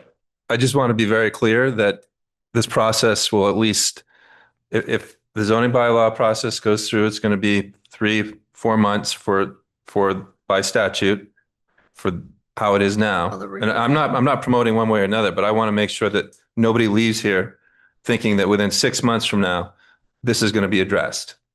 Because there's a statutory process and there's legal review, because this is an important topic. And a majority of other communities in the state do not do this on an annual basis because it creates such complexities and such costs. So as a select board, I'd be very cautious about anybody leaving here thinking that if this isn't addressed now, this will be addressed in 6 months, because I'm not a betting, well, sometimes I am a betting man, and I'm willing to put some money on this, not because I'm being cynical, but because this is a complex process that deserves the time to be done properly. And it's also a very expensive process. And I'm not saying that the passion of the people that have been here tonight doesn't also cost money, but I don't want them leaving thinking that if it isn't addressed now, that it'll be addressed in 6 months, because I don't know, Tyler, Etienne, you can call me out, but I do not think it will be addressed in 6 months. I will. I'll call you out. This has been on the docket for 2 years. Josh, excuse me. So I just want to give the board a chance to voice some opinions on this. So we have a choice. We need to, we can't leave tonight without letting the planning commission know and let Tyler know how we feel on how they're going to move forward. So yeah, we've come out of a cycle not too long ago where we were addressing planning our zoning bylaws every year, and it was taking up an enormous amount of time. And we've critiqued ourselves and critiqued our process for doing that. So given that, we would be walking right back into that cycle again if we gave you that go ahead to just present what you have to present to us now in a month or two, and then work on 485 and have that come back to us another 6 or 12 months, along with who knows what else. Right. And something else will pop up for sure. And then, of course, the other choice is to say, okay, planning commission, come to us when you've got 485 figured out, which might take 6 months. Laura? Having been on planning and gone through this and DRB, I would highly suggest that we go ahead, because it's not a matter of just changing a word. You can't, in municipal government, you can't change anything without statutorily and attorneys and everybody checking in on it, which is unfortunate, but it's in place as a safety net so that we don't, we have to trust the system, unfortunately. So I would recommend going forward with what we have. Josh is saying that there's already some discussion going on, but that we anticipate that that we need to address this. It'll give us also some time to look a little more at Act 250. So was that clear? So go ahead with what we have. We've got to get that going, and then Go ahead, but with what we have, and not 485 then? no, but we need to look at it as soon as we can. But Then we're right back into that cycle of just doing zoning and bylaws every I do realize that, but 12 months. I do realize that, but to delay it, I mean, it's such a long process to delay, that, which means we're retroing back to what everything else is in place. Because again, it's easily a year by the time you've got to go through everybody and get all the approvals. So it's very frustrating. Yeah, I'd like to change the wording. It's just not that easy. So and I know how much work and they've been on this with the state coming in and adding all kinds of stuff that had to immediately be addressed. So again, we're looking forward. So that's my Other comments at this point? I know Tyler's. I have one. The microphone. I'll speak again if I can, Don. No, I mean, I agree. I mean, I looked through the most recent revision that the commission had worked on. And I think it addresses a lot of the new standards, et cetera. And so I do think we need to move forward with that, because it sounds like we're in the late stages of getting that finalized, correct? Correct? Yeah. Okay. Yeah. With the understanding that, although we don't want to enter that cycle again, that there does need to be some attention paid to a couple of sections, which hopefully we can then move on sooner rather than later. So I say move forward, carve out time in your schedule to address, once that's moved forward, to address the issues we've raised. And then maybe we need to sit with those bylaws for a little while. Maybe. Tyler? No, I'm just more here in case I have to respond to something, so I have to keep on back and forth. I say we got it wrong with Todd Thomas. Yeah, we did, because he. Okay, whoa. Point of order. Point of order. George? Thank you. Tyler. Hang on a minute. George? Yeah. I am in my mind trying to judge how much the MSI situation is influencing my reaction to the entire bylaw process. Yeah. And it's a difficult balancing act for me. I want to react to the MSI and get it fixed. To say, no, we're going to hold off on rock excavation and whatnot on the current bylaws troubles me. Mm-hmm. However, we are within spitting distance, it looks like, from a Ken's reaction, maybe a little bit further than that, but close to seeing a lot of work that needs to be reviewed. Is that fair, Tim? Yeah, the present draft of the 25, now 26 bylaw changes are will be ready. I think you just said March. Hopefully, yeah. Yeah. So we are in spitting distance. Well, I will say, and I'm not sure if this matters at all to you guys, if the directive is that we do it, I would prefer to do it now, with the understanding it may not be 6 months if we do it again. Do what? What's it? I mean, like, if you want us to do rock extraction, I would rather deal with personally, would rather deal with rock extraction now than wait 6 months to try and do it again, because there may be some other stuff that comes up. So if that's the marching order, is we want to deal with this issue, I'll get it done, because it's going to wind up the same spot anyways. If it's whether it takes us 6 months to get this there, any of the state changes anyways, I'm already using state statute. I just would reference that as opposed to our bylaw, but that's the law. It trumps us anyway. So there's a lot of that stuff that I don't need that in the bylaw right now to do what I'm doing, but it makes it helpful. Done. Can I finish? Yeah, go ahead, George. Thanks. Then Leo. So the conclusion I'm going to come to now, as far as direction, is that we move forward with the bylaw revisions as they stand, and if there's any final tweaking that needs to be done, do that. Review those bylaws, theoretically approve those bylaws, or again have a discussion about modification, and table rock extraction language until the next reasonable cycle. Because I hear what Brent's saying as well.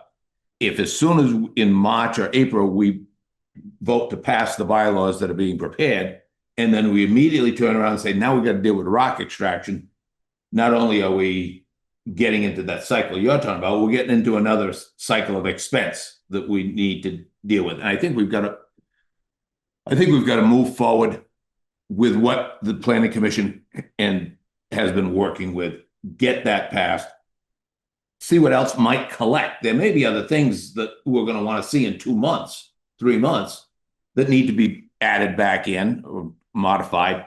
And then rock extraction certainly is on that agenda for the next cycle.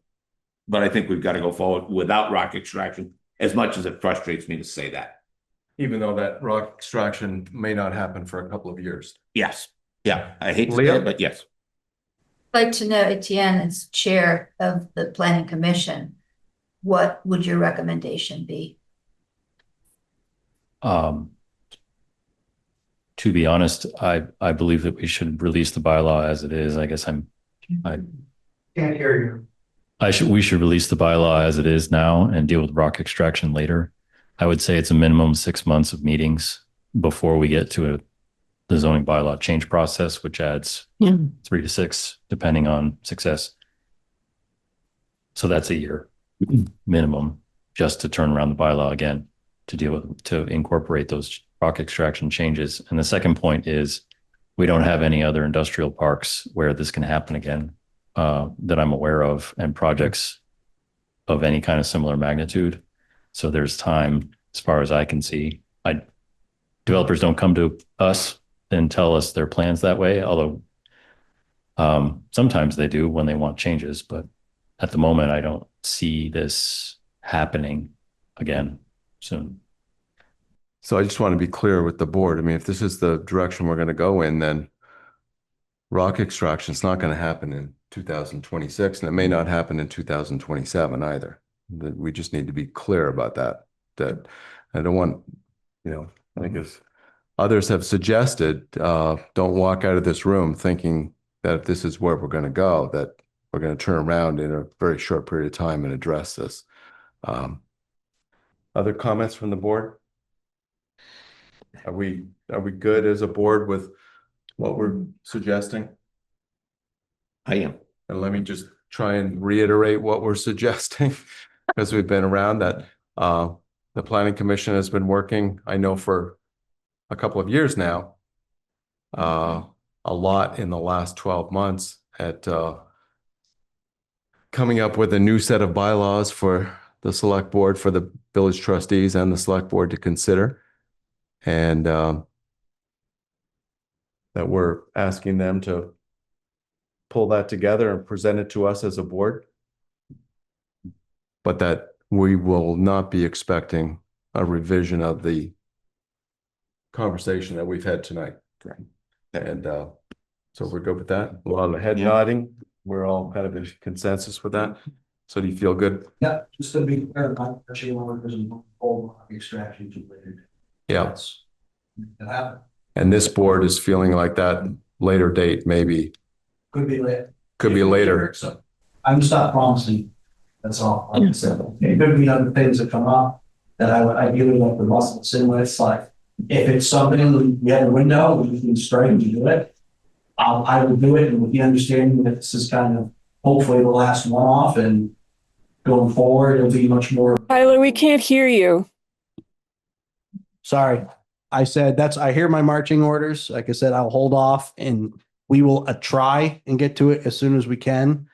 But I'm not promising something in 6 months. It could take much longer than that. But if we have a window and we think we can do it and do the due diligence we need to get public involvement and feedback, and we can make it work, we'll try, but no guarantees on that.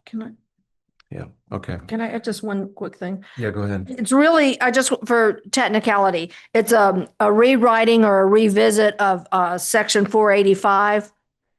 So because that's a bigger thing, just so it's not just rock extraction. We need to look at that. Yes, 485. That's what we've been. And how we'd even regulate it. Rock extraction. I just want to get it into the Yep. actual zoning. Thank you. Okay, so we've had a very prolonged conversation tonight on this issue, and I think we've pretty well covered our bases on this. Planning Commission has their direction. Tyler has his direction. I thank everyone for their for their comments, and Can I ask a point of I clarification? am going to draw this conversation to an end. I've welcomed a lot of opinion. Certainly, there's been as much opinion on a topic tonight as there's been for many years in this room. So I am going to close the discussion on number 8, new business, and I'm going to move on to old business, because we are not done tonight.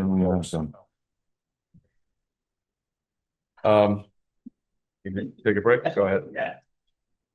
Okay. He's not going to look. Okay, we'll pause for 2 minutes. Yeah, we all just need to stand up, keep my knee moving. Thank you. Oh.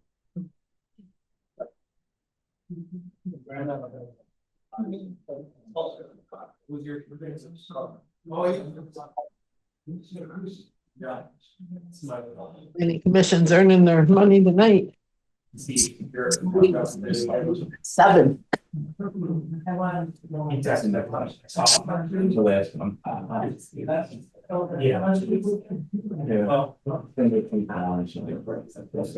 About 400 federal cases going on right now about this mineral that they're going to extract. Is each that's his first job. Postpone it. This is going to come in and bite you in the butt. Because it really is. Because you're going to get even more resistance developing beyond this later on, because We are, Stowe doesn't want to do anything, and I can't believe Stowe isn't even getting involved in this to try to, you know, curtail the 250. Wind blows that way too. Maybe I'll call Stowe representative and see if they'll help out. Thanks, Hank. Thanks, Got Hank. more money than we use. He doesn't understand that no matter what we're doing, the bylaws, it's not changing the situation.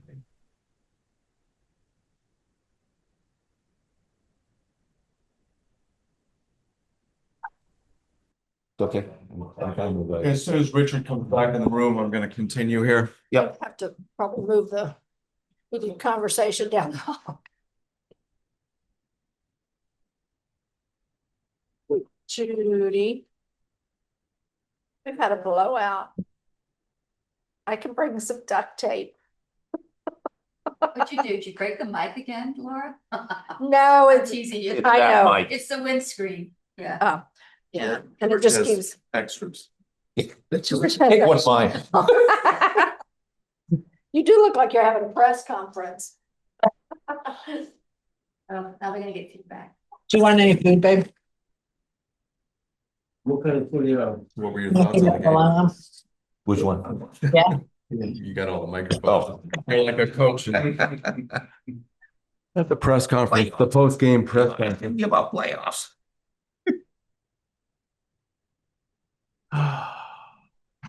Go Seattle. Well, those are fighting words.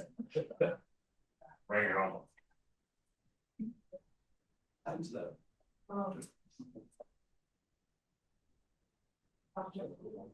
Okay, so Laura's here. 3 hours sit. Yeah, loves it. Laura, you all set? Yes, I am. Okay, great. So, Oh, gee. so under old business, we have the continued discussion of the draft local option tax fund use policy. And we have spent a couple of meetings on this, and in our packets is the red line version. I believe Judy went through and did a lot of editing of comments and did a lot of formatting. And at the back of your packet, you have that new policy that hopefully we've all had a chance to read. I'm kind of hoping this is the last discussion and that we might have an adoption at this meeting. So that we might have adoption in 2 weeks in February. Which would be great to get this out before just about the time ballots come out so that voters know exactly what the select board's intent would be if the local option tax were to pass. So I'll just start out. I've read through it, and I know the comments that I have suggested have been put in here. So I guess I would open it up for other board members. Anybody want to start? Well, George, if you want. I've only got one word that I raised 2 meetings ago because I don't think I was at the last one. And it's in administration and oversight. So page 50 or 51 in our packets. It's in the second bullet.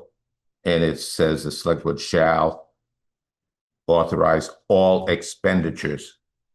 And I'm just concerned with the word expenditures. I think what we're trying to say, at least what I hope we're trying to say, is that the select board will authorize all allocations. So if we decide we're going to put 600,000 towards the roads project, for example, we're going to in public discuss and then act on the allocation of the $600,000 for roads project, just to take an example. Sure. But once that road project gets rolling, there's going to be thousands of dollars spent here, there, and everywhere on invoices, which Brent goes through a process with Tina and Jordan about approval, and yes, it's okay, and Brent signs off on it, Tina processes it. If we're going to get a separate warrant or not, we can sign off on those for LOT. But the way I read this, and I might be reading it. I think you're correct, George. So okay, then I'll stop. It's totally separate. Gotcha, I'll stop. Thank you, George. I'd suggest allocation is my word. Yep. Yeah. Okay, good. Anything else? Thank you very much, too. Every once in a while. Okay, so we don't need to take any action on this tonight, but we will be planning to take action in 2 weeks. Okay, great. Okay, I'm going to move on then. Approve the warrants. Do I have a motion? The warrants. I have a motion. Do I have a second? A motion by Richard and a second by Leah to approve the warrants. Any discussion? Hearing none. All those in favor of approving the warrants, please say aye. Aye. That would be unanimous. Upcoming schedule, as I just alluded to, our next regular select board meeting will be the 17th. It's a Tuesday. Monday is President's Day, so that'll be Tuesday. 30. Wednesday, March 4th will be we moved a meeting to March 4th tonight, so that will be our first meeting in March, our first regular select board meeting, and that will be the organizational meeting as well, because it's right after town meeting. It's 2 days. It's the next night, actually. I believe March 4th is that a Wednesday or a Thursday? It's a Wednesday. So no, yeah, it is a Wednesday. And then Monday, March 16th would be our select board meeting after that. So that's our upcoming schedule. Other business? I don't believe we have any. No. I'll make a motion to adjourn. Second. I have a motion by Richard, a second by Laura to adjourn. Do we have a conversation? Any discussion? Hearing none. All those in favor, please say aye. Aye. That would be unanimous. Thank you, everyone, folks. Thank you very much. I could have waited.